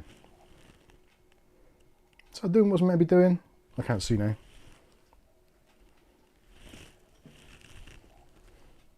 Oh yeah, yeah it is, sorry, it's the lighting here. Thank you for the super chat, Stuart Cleary, €20. God bless you, sir. Happy days. Nick Barnes says, I think software control and easy connect is great, but completely wasted when you need 4 more fans to keep the CPU cool. It is, yeah. It's one of those things, like I said, if RGB and cooling is your thing, you will spend the money on it. It is completely pointless to probably 90% of the people out there. It really is. But there's always going to be those people that are kind of got a little bit of money, they love their PCs, they love their RGB ecosystems and stuff, and they want to do something just a little bit different. And, well, we see it all the time. Look at some of the Corsair fans, like the QLs and things like that. They're ridiculously expensive. Lian Li, obviously, they've got their fans, which are pretty outrageously expensive as well. And I think there was another company which did some which were like 50 quid each. And I don't think they even had RGB. So there are people that will kind of do that kind of thing. But you don't have to. And what I was going to show you is the fan speed. So previously, you couldn't control the speed particularly well. If I go back to the desktop now, so this is the Thermaltake fan speed software. So you can see you've got options for normal, customized, PWM.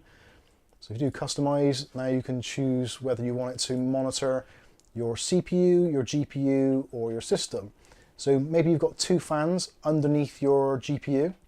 You can tell them to monitor the GPU, and if the GPU gets to a certain temperature, then you can adjust it. And it's very modular, or not modular, granular. So depending on what you want, you can configure it pretty much however you want to. And that will do it for all the fans that are on that particular part of the chain. Which there's 10 different gradients here, so you're going to get very, very smooth RPM increases.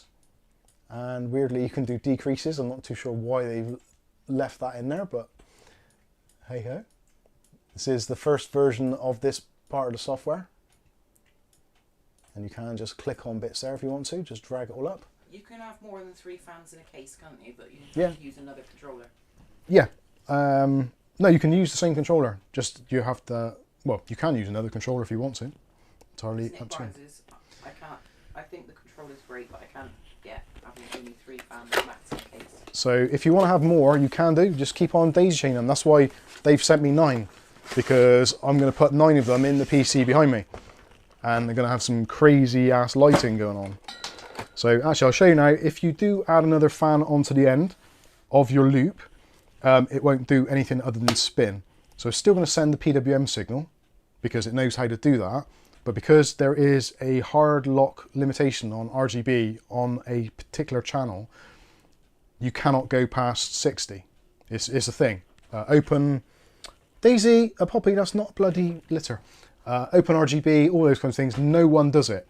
Most of them top out around about 56, but Thermaltake have squeezed in so they can do 60. But yeah, you get the idea. And it doesn't matter where you put them in the chain, it's not like they're going to remember any settings, because it's still going to do exactly the same thing. But what you can do is, because you've got extra channels on the controller, let's go ahead and plug in another one.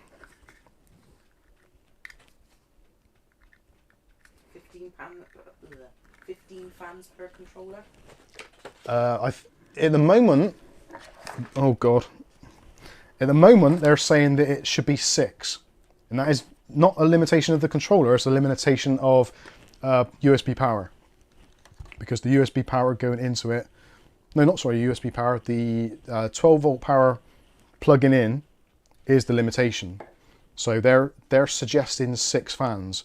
Personally, I'm going to ignore that, and I'm going to go for 9 when I do mine, so I can use just one controller.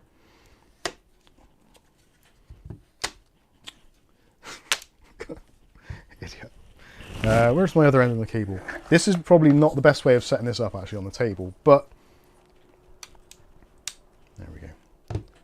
So that is all from the same controller. So you can have 6 fans if you want to off of one controller, which I think is probably most people, 6 fans is probably enough. So maybe 3 up front blowing in, 2 on the top exhausting and 1 in the back exhausting also. Maybe 2 on the radiator, 1 on the rear is exhaust, 3 intake. I think that'll pretty much be enough for most people. Antonio? Hang on a sec, lighting. So let's go back to connect. And what have we done now? We've dragged, so those. So now I'm adding the secondary channel in. So if I grab, actually, let me show you on the desktop. So we're going to grab our Swafan EX RGB. I'm going to chuck that onto channel 1. And we've currently got the 3 fans active. So we'll save that setting. Then we go into lighting, and now we've got 6 fans showing. So we can do select all, and we'll go with shooting star, and apply. And that's going to go all the way down through. So let's go back to the main. So now you can see it treats them all as if they're a group of fans. So our shooting star effect is going to go on and on. Now, if you have a fan, if you have a case, which for some bizarre reason will allow you to put 6 fans in a line, potentially you could do this. Did you answer, Antonio? I haven't looked at it yet. Sorry, I'll have a look now. Antonio, don't care about RGB. Are they better than Noctua in noise level? I don't think... No, I would argue not. On the lowest setting, they are virtually inaudible. But I haven't tested them against Noctua because they're just different fans. They're a different breed of fan altogether. Being an RGB, like if Noctua did an RGB, I'd be interested to see how quiet they could get their fans. I don't think they get them as quiet as this. You might be able to, you never know. Let's have a look at the, where are we, connect, not my PC, fan speed. So currently those fans there are 600 RPM and those are 1000 RPM, and you can possibly just about pick that up. If we do customize, and let's go for PWM and stick them in silent mode. Oh, sorry, normal. You can, if you want to, put it right down to basically nothing. Save that. So now they're all at just under, well, around about 600 RPM. And they're moving a fair bit of air. Mind you, they would, because there's 6 of them, so. But now they're, to me, to my ear, they're well, effectively silent. And what I do like about it is the fact there's no noise actually in the fans themselves. Like normally you get like some rattling. Like shake a fan, any fan, shake it. There's no play in it whatsoever. The tolerances are absolutely amazing. I hate fan noise. That's always my biggest peeve, especially because my PC is literally behind me. So any noise from fans just drives me insane. Anyway, I think they look very cool. Am I still on that screen? No, I'm not. So select all. What's twinkle? Oh God. Sorry, I should have epilepsy warning for this, shouldn't I? Let's do select all. There, that's a bit less puke inducing. But you can get the idea of the sort of things you can make this do, or configure it to do. It's I suppose really the limit is going to be your own imagination. Well, and potentially how much money you've got, because like I said, they're not cheap. But then if they're going to last you, like there's a 2-year warranty, they're rated for 40,000 hours, which is like 4.5 years, I think it is, if they're on 24/7, which is unlikely they're going to be. So if you've got your PC on maybe 12 hours a day, that's what, best part of 8 years. I think it's a pretty decent investment. And they're very quiet. And they move a reasonable amount of air, which I'm quite happy about. So these will be actually ending up in the PC behind me, 9 of them. And it's going to be great because literally for cable management, I've got 2 wires. Yes, there is a hub which needs power, etc., but that's going to be hidden out the way. So it's going to be great. And when I need to do cleaning and maintenance on the case, which I do frequently because of dust, etc., literally I can just unplug, take out the radiator and all that stuff, or just pop off the fan blades, give them a clean. There's lots of quality of life things about these which, to a lot of people, they probably don't care. If you're building systems to flip them, this is not for you at all in the slightest. But for performance fans, yeah, I think, well, I personally think they're hard to beat. But let us know what you feel about it. Aletta says I'd stick them all to static red. Let's do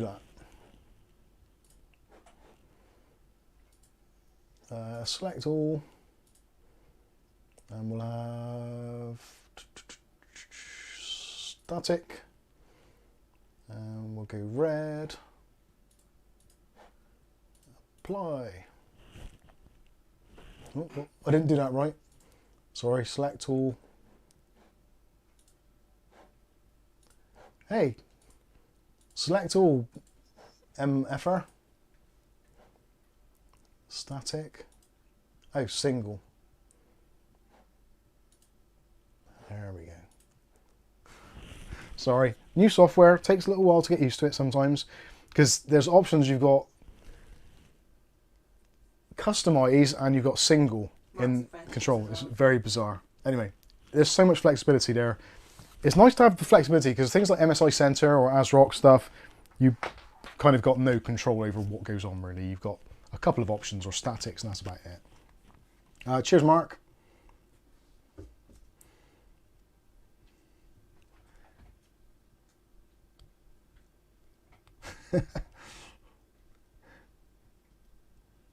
Dutch Jan says, seems like good RGB software for once. It is, that's the weird thing. It is, I get frustrated sometimes with the software. And also there is, sorry, I've moved the cub again. Uh-oh.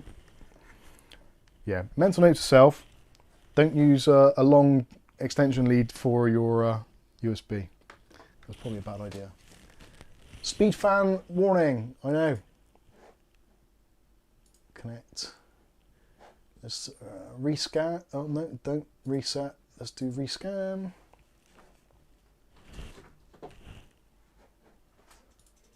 And save. Oh, well. Unplugging them and replugging them clearly is a bad idea. Anyway, so that is the Swafans. So if you do want a little bit of magnetism in your life, for me actually, I think the single cable on a magnet is a great idea. If you can, yeah, make sure the magnet is in the right place there. I wonder if you can do 9 fans. I know I shouldn't really do it because they don't say that it is a thing, but I won't do it on that USB. No, I'm going to plug it in here instead.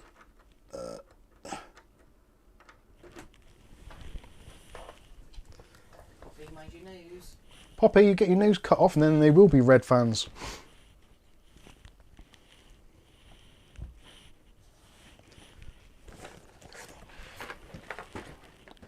Don't eat my biscuit, damn it! She's after mine, she got it right in the bag. I like one real good.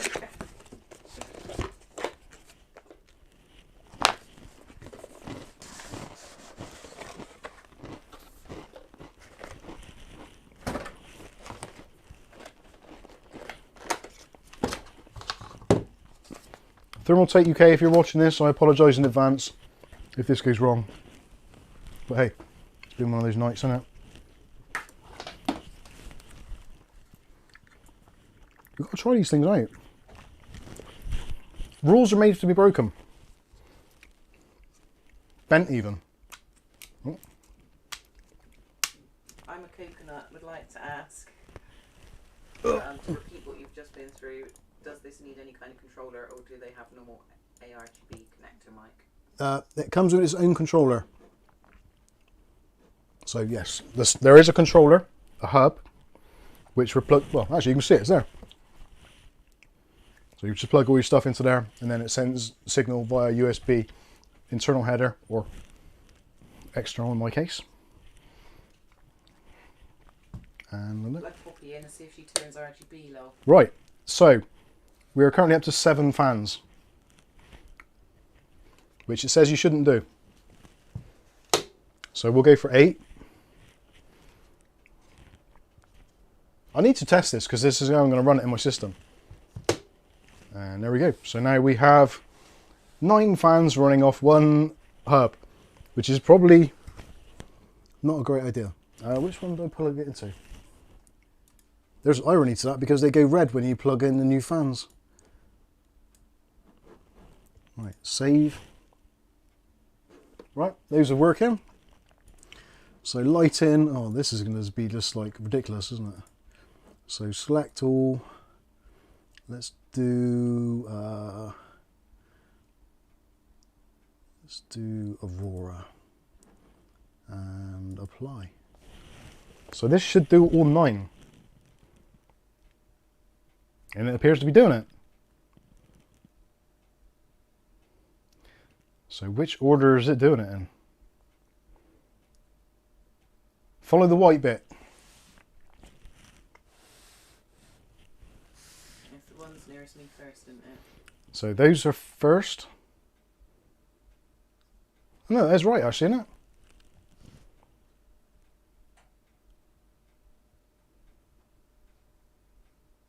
Yeah, I think that's going right.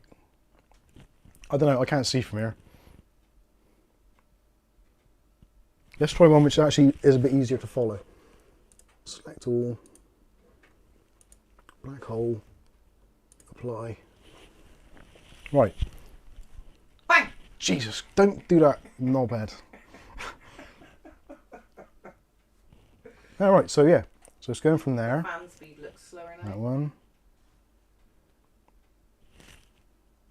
I don't think so. Should be all the same. So yeah, the black hole is moving, apparently. And there it is, down to the end one. But they're not changing colour. No, because they're still in Aurora mode from the previous one. So yeah, it is. The controller is seeing 180 LEDs now. So 20 on each fan, times 9 fans, 180 controlled RGBs from one hub. And so far it appears that it hasn't set on fire. In fact, it doesn't even feel hot. I'm impressed. 9 fans off of one Molex connector effectively. That's pretty dope. I'm quite impressed. That shouldn't be a thing. Select all. Shooting star.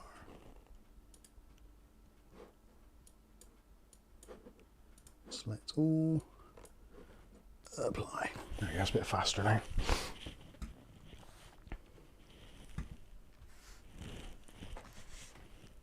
So we've started on that one. It'll go to the middle fans and then carry on down through. It works with 9 fans, I'm happy. So you imagine when it's actually, yeah, well, oh yeah, that's going to be a noise, isn't it? So yeah, because actually, all right, I'm going to unplug that, put that upright, and then connect it up there. Actually, no, I can't, can I? No, it only connects on one end. Oh! I've moved that hub again, haven't I? So, this is kind of how people might have their PC. I'm hoping it'll go to the bottom fan first. No, it's gone to the top. So that is something you'd have to... In the software, you can actually rearrange the positioning of the fans. So you'd have to move the bottom fan here to the top if you wanted it to go like the RGB flow all the way through in your system. So if you imagine this is like the rear or something, bottom, top, whatever. But yeah, you get the idea. It's just way too much stuff you can do here. And actually, I wonder how many it can control just PWM. Oh, ow. Just crushed my finger. What am I doing? Oh. Idioto. So what, you squashed your finger twice? That's moving a lot of air. That's like a server grade rack. Right, that's enough of that.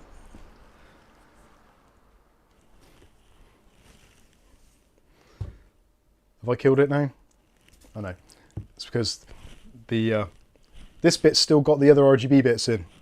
So when this goes blank, it's current. No, I won't do that. Right, that's enough. I'm going to pack this stuff away now because this is just going to be getting silly. But I think... How are they lit up still? How are they lit up? Yeah. Because they've remembered the last setting. They've still got power going to them from the power supply. Sorry, I didn't understand that. You wouldn't, because you're Siri and you're a Siri idiot. Anyway. But might when mounted you would have the room to put the connector on the bottom. Yes, that's true. Very, very true. Nick Barnes? Apologies, but do you mean motherboard only controls 60 LEDs but using the hub allows you to access all the Swafans? Yeah, basically if you...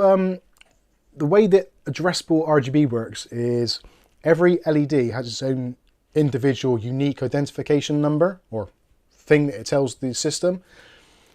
So at the moment as it stands, an addressable RGB channel, for want of a better word, can only see up to a maximum of 60 LEDs. Normally it only needs to see 12 to 20, I suppose, depending on the fans, because normally you'd have just one fan connected, one channel, or one connection, and that would be it. And that's all it would need to do. And if you had more fans, they'd be daisy chained and they'd just be replicating what is on here. So it'd be like a 1-for-1 copy. Whereas with these, because they're daisy chained together, it just increases the length. I'm trying to think, how can I explain that in a more logical way? Old Man Withers wants you to cover your house in them at Christmas. That's if there was, obviously there's going to be 140mm fans of this available as well, but there has been talk of the 200mm versions as well. If they do a 200mm version, you could potentially decorate your house with them, because I think that would be that'd be okay. I think there's not laws against that. You could do it. We don't do Christmas decorations. Bah humbug. Right, let's get these packed away and then we'll do some pack away and then Q&A. That should be a thing. We should have a little sting made up for that. I'm so sad. I can't believe I'll go to work tomorrow morning and it's going to be an hour earlier. That sucks. And David Underhill pointed out, when mounted, you would have the room to put the connector on the bottom. Yes, that is true. Yeah, this is a very, very rough, rudimentary, half-hearted stab at showing you what these fans can do. I should say or clarify that, really. And yes, they are expensive. It's a lot of money. But there isn't fans on the market other than these that do what these do. And it's always the way that if there's something in the market which does something which the others don't, there's going to be a premium for it. Like the Lian Li fans when they came out doing their thing. It always happens. It'd be nice to see it get to a point where they become cheaper. At the same time as well, we've also got the comparative thing that we have to really take into consideration, that the whole kind of recession thing going on and all the other crappy things which are happening in the world, which are affecting pricing.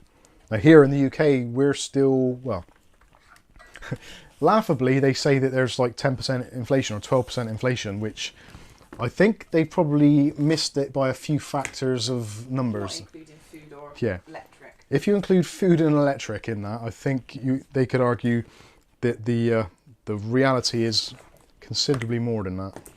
Electricity's got doubled. Yeah. Easy. So, yeah, they Barry wants to know, are the clocks changing tonight? Yes, they are, Mark. Yeah, don't forget, everybody, if you, well, two things actually. Technically three things. If you haven't already, make sure you entered into the Thermaltake power supply giveaway, the PSU giveaway, which is ending next Friday, which will be the 31st. And if you haven't entered already, there's a very, very simple question to answer, and it's so simple that everybody else has answered it in the comments for you already. So if you're a really lazy bastard, you can just copy and paste them. There's no rules against it, just copy and paste it.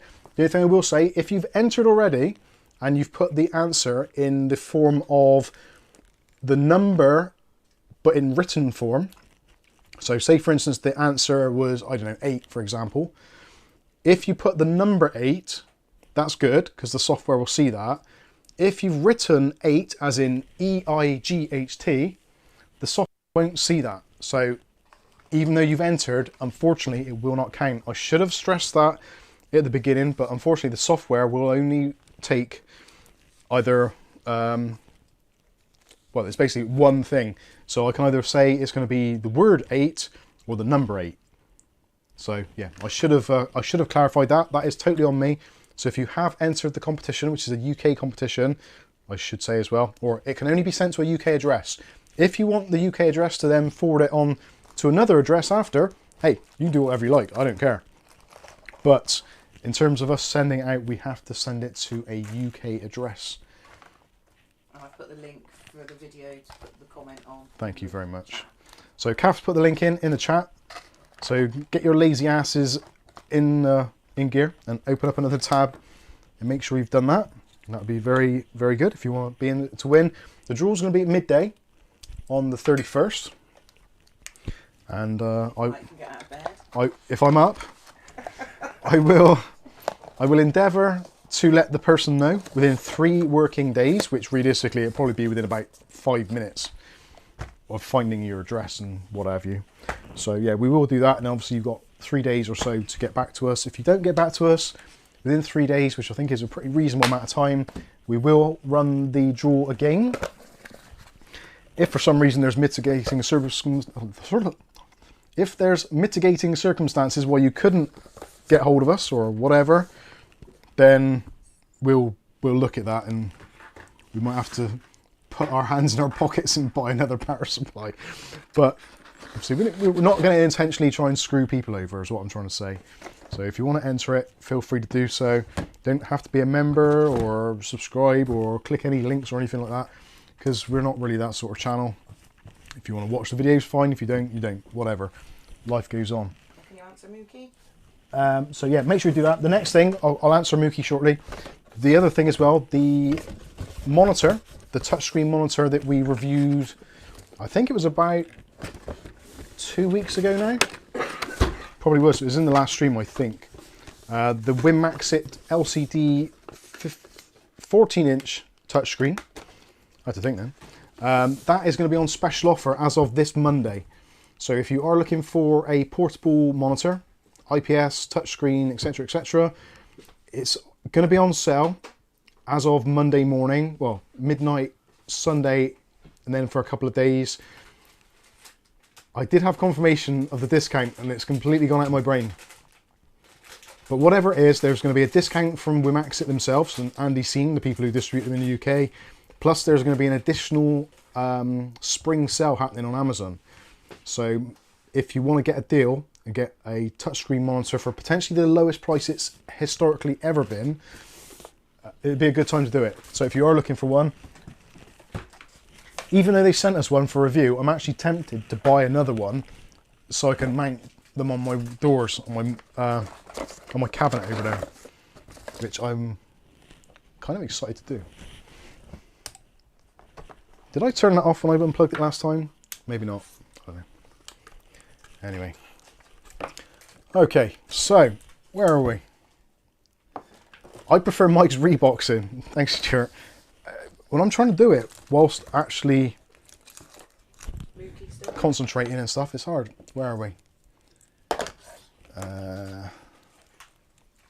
Mookie. When mounting 3 fans in the front of a case, they are always close enough. Are they always? Oh, are they always close for the magnets to lock, or does it depend on the case? I think pretty much most cases now, universally, if they take 3 fans up front, there'll be enough of a slot gap there to enable it to do it. I can't envisage or think of any cases that I've seen recently which wouldn't allow that to happen. So yeah, I don't think that's going to be a problem. Worst case scenario, if it is a problem, then you can just use the cable. If there is a gap for some reason, which I don't think there would be, but I guess that kind of goes against the whole point of having the magnetic thing. But yeah, I think realistically, I'm trying to think of any cases in recent memory that have had weird gaps like that. I don't think there will be. Not in more modern cases, like in the last 5 to 10 years. I think most of them always have that kind of that elongated mounting, so you've got some fan adjustment up and down. So yeah, I don't. As long as the case physically will take 3 120mm fans, I can't see that being an issue at all.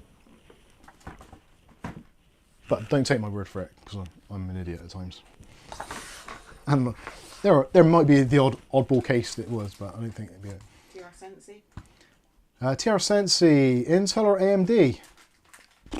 Well, both. I think having both is a good idea. And welcome to the stream. Dave Price has put in a load of comments, so let's have a quick see what he's been saying. Hey Mike, hey Kath, how you doing, Dave?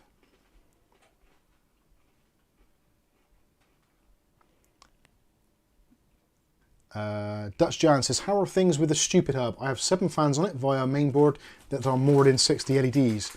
Yes, but they're all doing the same thing.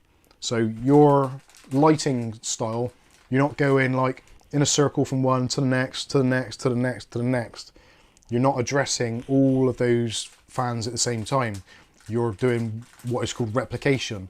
So all of the fans, however many you've got, if there's an RGB style, maybe a swirl. So they're all doing the same swirl at the same time, however many fans it is, rather than swirl, swirl, swirl, following on, like a chase pattern sort of thing. That is a difference. Hub replication is easy to do because pretty much every RGB channel can do it. And all it's doing is taking one channel and splitting it into multiple identical channels, like copy paste, copy paste, copy paste, copy paste, rather than being just one long digital channel. Does that make sense? Don't know if it does. Richard, bloody hell, didn't realise you're at over 87,000 subscribers. You're almost at the big one. Yeah, we'll get there one day. Hopefully. Oh, why is this not working now? I hate this bloody chat. I don't hate the chat, but I hate this chat thing.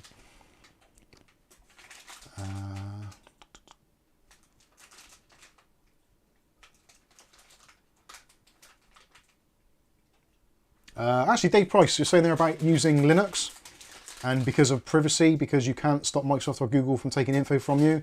I'm even changing browsers. To be honest, it doesn't matter. Even Linux distributions do take your data. Now, it may not be to a centralized company such as Microsoft, but it still goes out. And if you're a gamer and you play Steam, or you use anything like Facebook, any social medias, etc., your data's just leaking out everywhere.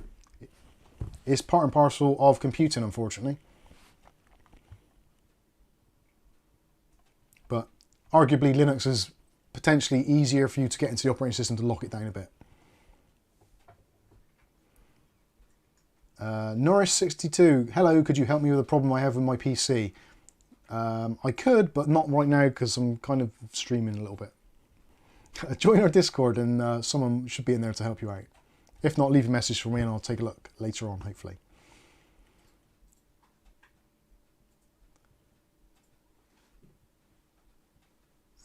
David Underhill says there would not be gaps as they are designed for AIOs which have the spacing of 3 fans butted together. Yeah, that generally is the gist of it, I think.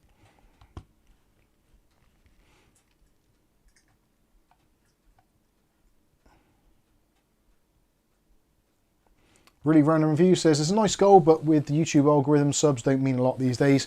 I have said that pretty much from day one. Sub count means absolutely nothing. There are, well, if we look at our channel numbers, we get somewhere in the region of about 800,000 views a month, which most channels of this kind of sub count generally don't get. I know I can think of 3 immediately off the top of my head, which are the same size or even bigger, which get 1/3 of the views. So it's not about sub count, it's about content ultimately. And we were shadow banned on a video this week, weren't Yeah, we were shadow banned for the first time ever this week. Well, I think for the first time ever, you don't really know some of them, but we did a video on how to stop your phone accepting the emergency alerts. And within the first half an hour, it was like 600 views or something, wasn't it? It was about 530, I think. Yeah, it's an insane amount of views, like the highest rating video we've ever done on the channel. And literally, you could see it. It was like, snap, and literally it just flatlined. And it's like, that is not normal. Not with a video getting that much traction. And it even said on our YouTube stats, this video has done better than such and such and has had more shares than any other video. It's like, okay, so clearly, And it just so why did you kill it? It took like about 20 views overnight, didn't it? Yeah, absolutely ridiculous. So yeah, shadow banned. So if you want to watch that one, because none of our regulars really watched it or anything, did they? Because it was just gone. Yeah. It's still there. Alex is saying, just bought a used AMD Radeon RX 5700 XT. Good card. From Vinted, what do you think of it? Yeah, I like the 5700 XT. Lasted me for a long, long time. We got it towards the latter end because I actually bought one and Amazon lost it. And it was just at their kind of best price time. And then they lost it. Then we got sent one from XFX. And then about 2 weeks later, COVID kicked in. And then, well, we all know what happened when COVID kicked in. All the prices for GPUs and stuff just went. So I never got to actually buy one, but I did keep the one that XFX sent me because the company which was dealing with XFX, their contract was ended. So they're like, keep it. So save myself, I think it was £339, I think I was about to pay for it myself personally. So that was absolutely awesome. So yeah, it's a great card, and it's only in the last probably 6 months or so. No. I bought the 3060 Ti, yeah, probably about 6 months ago. So it was only up until then that I was using it. And it was my daily driver for video editing. It was great. Love it. Great card. Not very good for video editing. That was its letdown. For Premiere Pro, it sucked. It worked, but it sucked. So that is why I had to change it out. But yeah, it's a great card. And I think actually, when you get to the level of RTX 2060, 2070, RX 5700 XT, RX 6600, those kind of level of cards, I don't think really you need anything much more than that. Unless you have a specific resolution in mind or a game in mind which struggles, I think most of those cards are absolutely fine. And even, I'd probably say even the GTX 1070 to some extent is kind of, it's all you need. Especially if you're only playing normal games, 1080p, around about 100 FPS, absolutely fine. Just to call out to Ugly Bob for the amount of people watching. Oh, Ugly Bob. Yep, loving the concurrent viewers.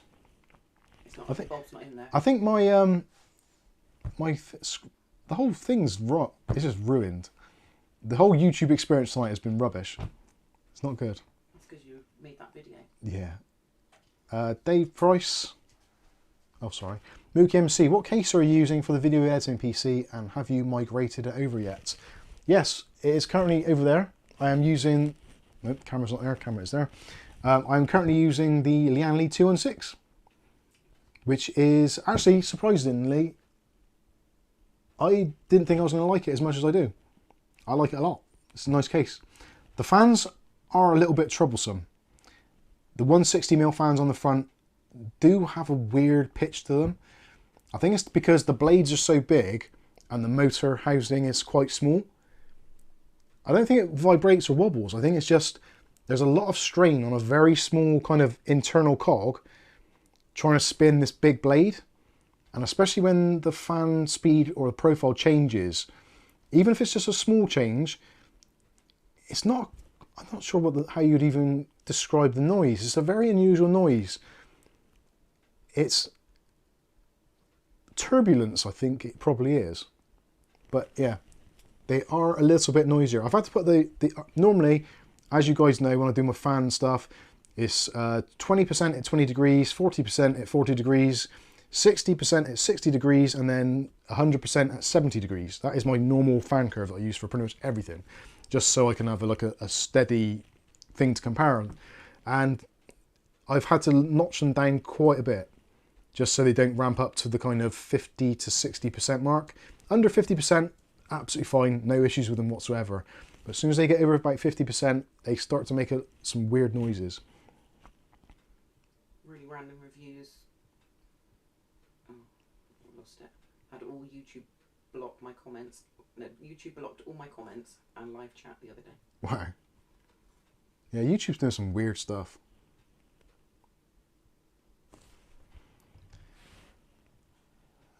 Did I do that?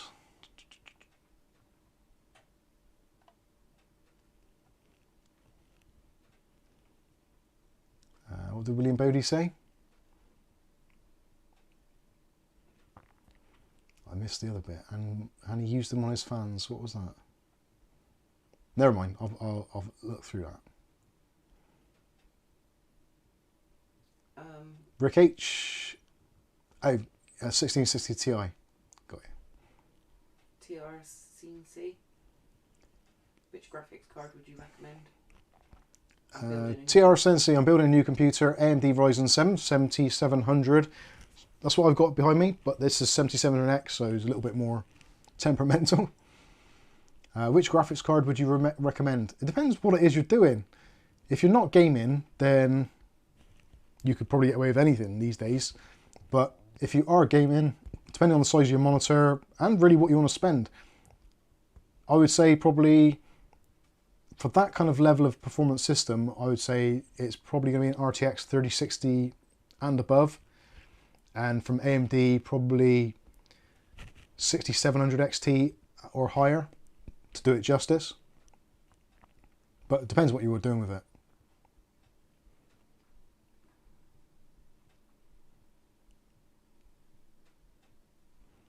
Alex says, I'm thinking of buying the AMD Ryzen 7 5800X 3D desktop processor. I have a Ryzen 5 3600 now, and I want to upgrade due to the huge Amazon sale. Personally, unless, well, depending on how close the price is, if the price is close, get it. But if it's like £100 different, get the 5800X non-3D. Because the difference in gaming isn't huge. Isn't huge at all, and because it's only got the 3D V cache on one of the CCD cores or CCXs or whatever, then it's still like a work in progress. I feel like it should have had the V cache on both sets of cores, because basically the V cache is 4 cores, 8 threads. So you might as well just have a 4-core 8-thread processor, because the other one is just resting on its laurels a bit. It's a bit of a daft design, and I think realistically they should have come out at the beginning and said like only half of it has got 3D cache, because it's a little bit misleading.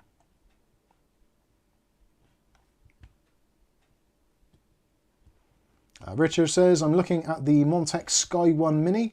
I've never used Montech before. Anyone got any experience with them as a brand? Yeah, we've done a couple of reviews for Montech, for the Montech Metal MT24 and the Montech Metal 120mm fans. I think we've also done... You use that case in the something else. part picker list. Yeah, PC part picker list. We chose one of the cases. Their case prices are really keen at the moment. So yeah, I think Montech in general seems to be doing pretty good things. I would say Montech are very much the kind of like Deepcool. They're a slightly more premium budget brand. I think that's fair to say.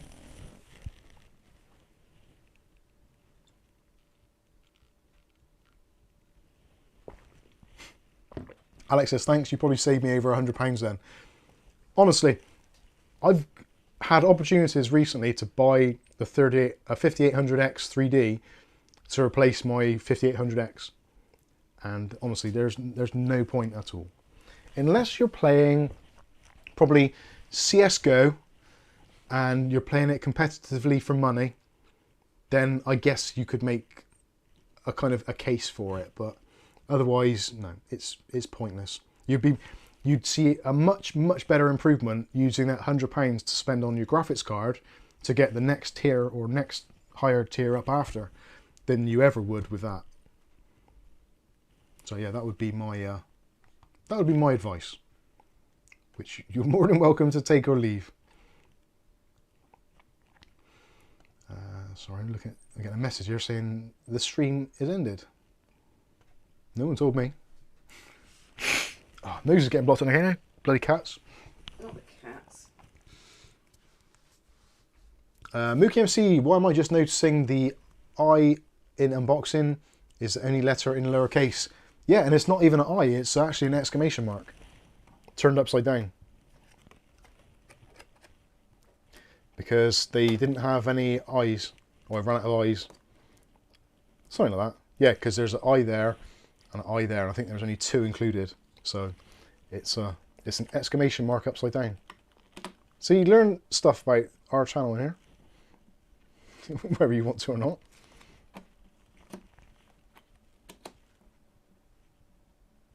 I need to get rid of that thing, actually. Oh, come on, get in there. Oh, there we go. I'm a kid at heart. Alexa says, I'm hoping the Thermaltake CTE cases come out next month. I really want the CTE 750. Now, I'm actually, you guys know, Thermaltake we work with quite closely. Good working relationship, etc. I think the CTE cases might be the thing to tip that, because I don't like the thought of them. I genuinely don't.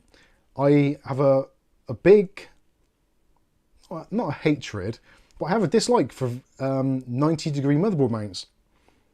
I hate it, because whenever you want to plug something in, it's always either hidden or you have to route it through loads of channels and stuff like that. I hate it. And for someone like me who's unplugging and plugging in stuff literally all the time, every single day, if I don't have access to my I/O panel on the back easily, I'm going to get upset. I don't care how nice the case looks, I'm going to get upset about it. So I don't mind some of the smaller CTE cases, but the big one, the 750, which is absolutely huge, firstly, I don't think it'd fit here anyway. And even doing the review, I don't think I'd get it in the camera. And his back wouldn't take it. Yeah, my back won't do it either. And his back's been done in on them. Yeah. Yeah, Thermaltake are responsible for breaking my back on numerous occasions, and it's not going to happen again. So I will only go with the smaller ones if one comes out. So to confirm to Alex... No, get the Ryzen 5800X. Saying that, the 5600X is just as good. If you're just doing gaming, you don't really need a 5800X. A 5600X will be absolutely fine. Yeah, Dave Andrew says it there. Alex, go with the 5800X, cheaper and still amazing.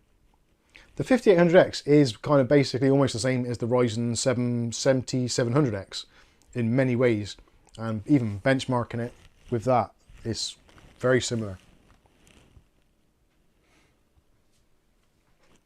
Alessa says, I love 90-degree motherboard mounts. My level 20 HT has it, and it's awesome. Yeah, there's a lot of people that like it. I'm not keen.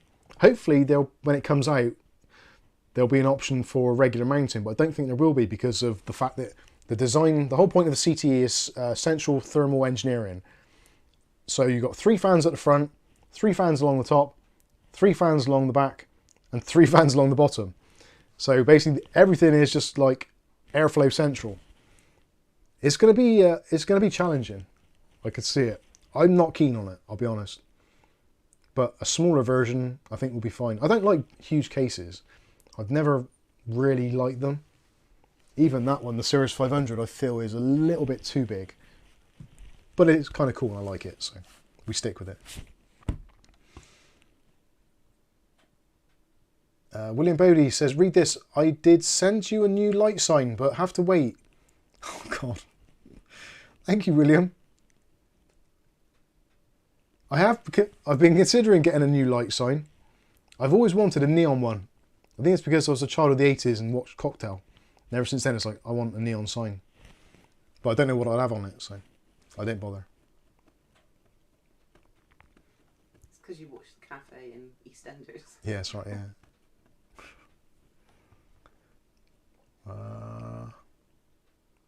Alex, do you mean the Ryzen 7 5800X processor? Because I can't see any Ryzen 5. Yeah, that's right. Yeah, the Ryzen 5 is a 5600X. So that is going to be 6 cores, 12 threads. The Ryzen 7 is going to be a 5800X, which is 8 cores and 16 threads.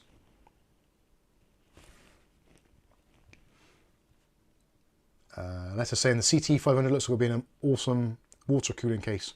Oh yeah, no doubt. Thermaltake's always been one of those companies where they are really heavily into water cooling. That is their kind of their thing. Most of the cases are designed for water cooling. There's very few that didn't. There's Duckers. William says, isn't neon sign? How did you know? I didn't. It was a random guess. Des Duckers. Des Tuckers. Des Tucker. Duckers. Is it a good idea to undervolt my... Got it? No. Is it a good idea to undervolt my 7950X for temps, and would I lose a lot of performance? Sorry, I've got it, yeah. Des Duckers, is it a good idea to undervolt my 59... 79. Oh, God. My 7950X for temps, and will I lose a lot of performance? Not really. As you go higher up the stack, reducing the wattage or voltage actually is probably beneficial because of how the processor works. When you've got a lot more of a crowded die, a lot more stuff going on, a lot more cores, etc., extra voltage or more voltage means like crosstalk and overheating because it's such a condensed thing. So if you can lower the voltage, the CPU cores generally can stretch their legs a little bit because there's less voltage, less heat, etc.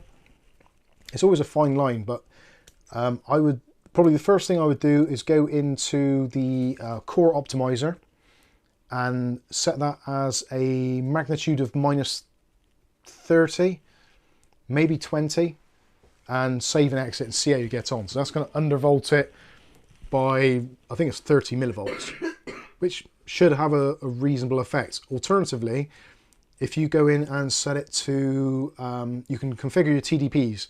So you can choose a TDP for the chip. So 65 watt, 95 watt, 105, 125, I think, 145, etc., etc. So just choose, well, see what your processor is at stock. So I think it's probably 140. So maybe choose like 125 watt TDP or 95 watts. So that's going to limit the power going into it. And you probably find it's like 95% of the performance, but for much, much lower temperatures and energy usage as well. That's what I've done on mine. Yeah, if you're not sure, go into Discord and post some pictures of your motherboard BIOS, etc. We'll try and give you a bit of a heads up on it. And Tim Wills? Tim Wills, my 6750. Or I don't know which way we're going now. I've gone down to the bottom now. Oh, up then.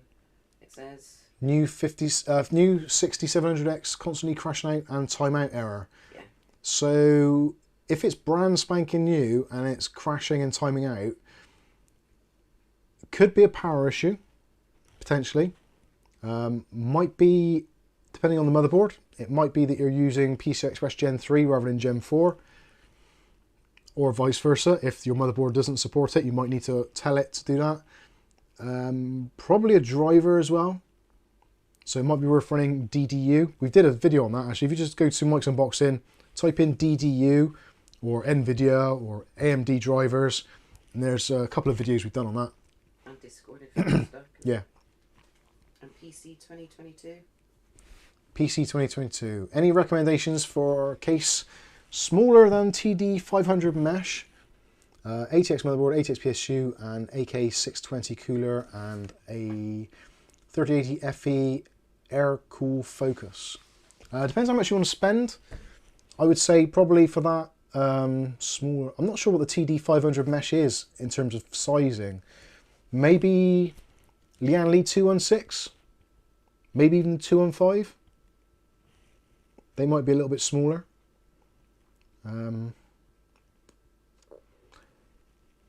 The thing is you're going to have there is the AK620 is quite a biggish cooler, if I remember right. It's about 160 mil. So yeah, I'm not entirely sure. That's a tricky one. I'd have to look into that in some more detail. If you're not sure, or just join our Discord and we'll have a chat about it. Alex. Thermal Grizzly, Carbon Thermal Pad, Carbonalt. Opinion on that, because I always do a bad job with thermal paste and spreading it everywhere. I think the thermal pads for processors are not quite as good. I don't think they spread out quite as thin as you would normally with a paste. I've always found that thermal pads have always been not quite as good as using paste. But I would give it a go, see how you get on with it. Wild Bill. Wild Bill, Mike, would it be worth upgrading from a 5700X to a 50? No, I don't think so. You could upgrade to it, but I don't think you'd notice any difference at all. Unless you're running a benchmark, I don't think you'd even feel it at all. Mookie.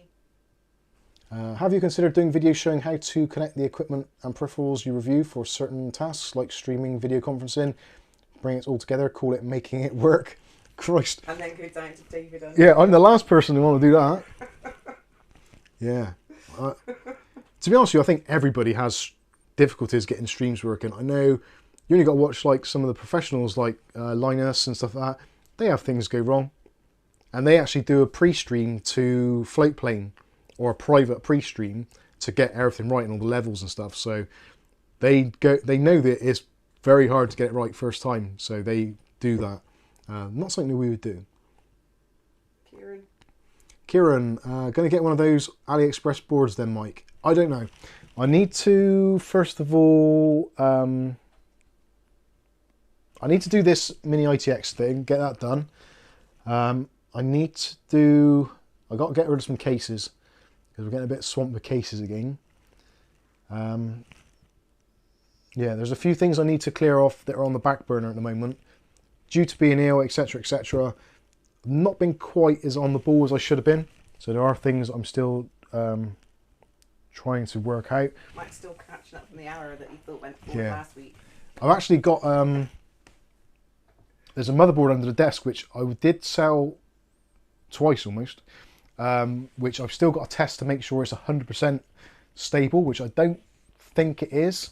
So Welly Bob, if you're watching, the motherboard that I'm supposed to have sent you already, I still haven't fully tested it to make sure that it is 100%. I do have my doubts. I'll let you know in the Discord anyway if you're not watching. We haven't forgotten you.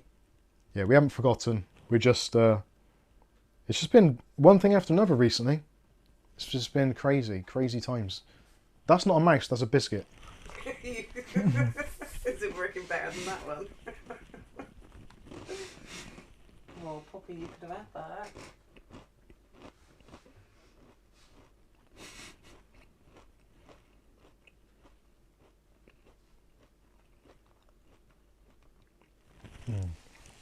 Yeah, that's the point. Yeah, Kieran's saying the CCL or CCL board will be coming back soon. For those of you that haven't seen or not aware, Kieran had a motherboard from CCL, using it on a 12 gen processor, no problems at all. Sent it to me because he didn't want it. Bought it off him. Tried to use it with my 13500 processor. It refused. Made loads of videos on it. And it's eventually gone back to ASUS. ASUS went over it with a magnifying glass and found that there were 2 copper traces where the paint on the motherboard had been removed, where the cooler mounts. Which, how are you supposed to prevent that? Even though it worked with one. Thanks. That's George, isn't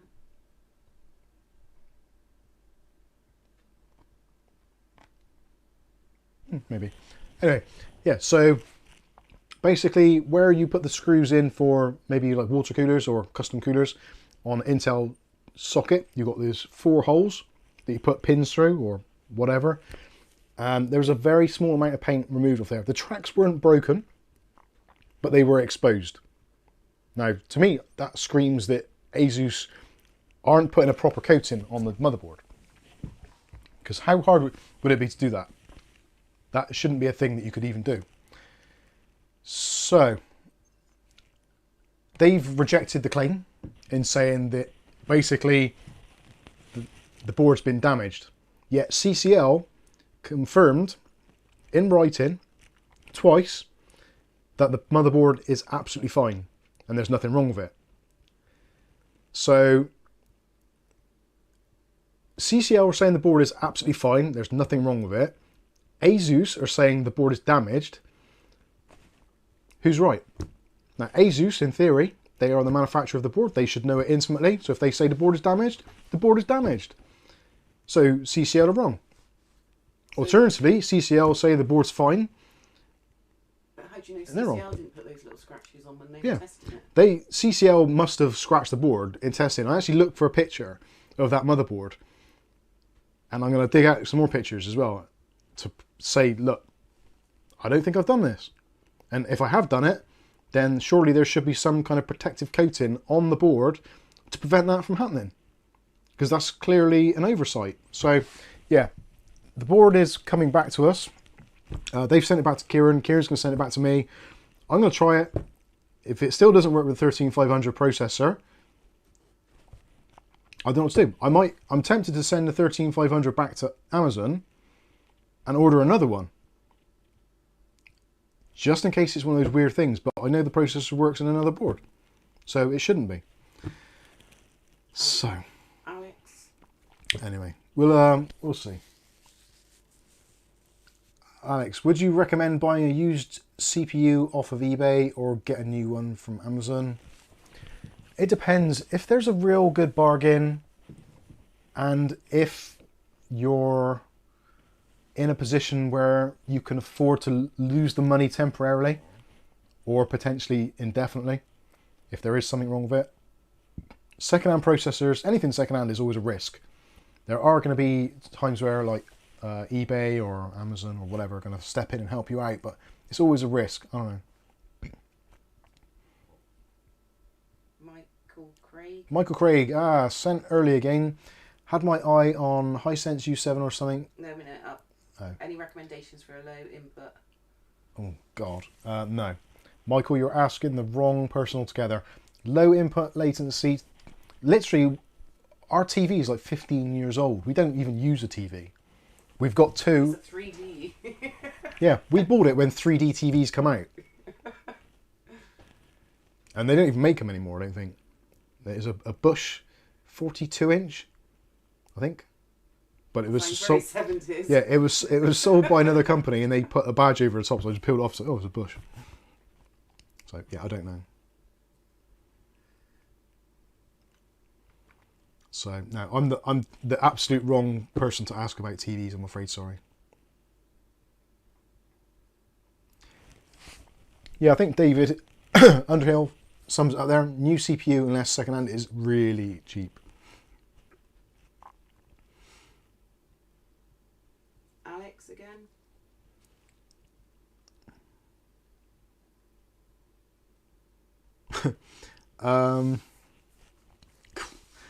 I guess so, yeah. Alex says, I've got a brand new ASRock B550 Phantom Gaming ITX AX, which never worked. The LED lights turned on, but no signal or nothing. I can send it to you, and you could try and fix it.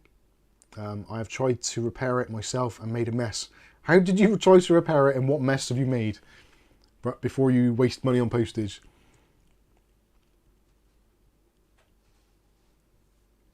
Alex, if you're not already, join our Discord and just DM me or PM me or whatever they call it these days. And we'll see what we can do.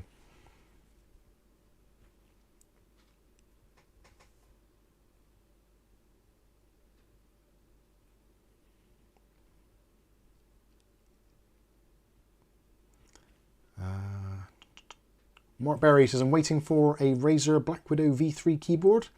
To return, it died, no power RGB, lasted 3 months, it's gone back to Razer.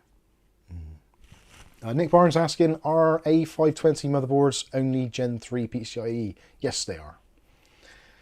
Yes, very much so. Alex will send pictures of both on Discord. Alright, cool. Nice one, Alex. Right, I think that is going to pretty much be time up, I think, for tonight, because the stream is going to be, well, it's basically 12 o'clock now because it's 11 o'clock, but really it's 12 because the clock's going forward. Oh my god, I can't believe I'll get for work tomorrow. Oh my god. Anyway, Alexa says she might finally join the Discord just to bother people. I think you should. I think she was in there at one point, wasn't she? Yeah, you should, definitely. Dave Price has been practicing hardline mock-ups in the past and got good enough. I want to do a water cooling build. That is... So Aletta definitely needs to join this Discord. Aletta needs to join so she can advise me.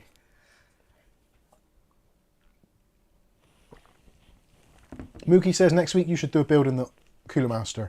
I might do. The trouble is with doing it in a live stream is trying to get the close-ups and angles so that you guys can see it, because Kath can't really move much in her chair. So doing the camera angles and stuff is a bit of a nose. But we'll see. We never know. So... don't forget, it's Mother's Day this weekend. It's not, I'm joking. Panic-stricken people across the land. Are you sure in America? Yes. Theirs is in the summer. Yeah, that's true. So don't forget, clocks are going forward, so don't mess that up. Don't forget to enter the power supply giveaway if you haven't already, and if you have already and you've put in we've written 8, AIGHT, change it to the number 8, please, if you haven't already, or if you want to enter the competition. Watch the video, there's a question to answer. It's a very easy one. It might be the number 8, you never know. Giving it away a bit there. Yeah, again, you get the general idea. And also, if you want a touchscreen monitor, don't forget the wimaxit video will be released on Monday morning, first thing. The links will be in there as well, so if you want to get a bargain deal on that, then you certainly can do. And don't forget it's Amazon. And it's Amazon's spring sale as of Monday morning as well. So there's going to be Lots of affiliate links. big discounts as far from what we've been told and from what everyone's been gearing up for, because it's the end of the month and end of the tax year, and most companies are basically screwed at the moment. They want to just flush stock out, so there's going to be some incredible deals. So we will be posting them on our Discord, in the Discord chat.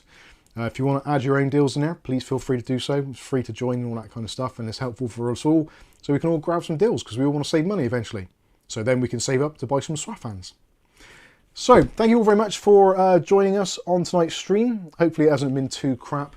My head's been in so many places tonight, it's been ridiculous. But anyway, hopefully you've enjoyed yourselves. If you have, smash the like button. If you want to see more content like this on a daily basis, then hit the subscribe button and the chime notification, and you'll be notified of future video releases. But for now, I've been Mike. This is Mike's Unboxing Reviews and How To, and hopefully we'll catch you in the very next video. Thanks for watching. And now I get to find the control panel thing again. There's got to be an easier way of doing this. There's a new thing for this Stream Deck actually, because you can have multiple pages now, which you could only have 2 before. I like it, it's very cool. Anyway, night all, and we'll see you next week or Monday morning if you catch the subscription.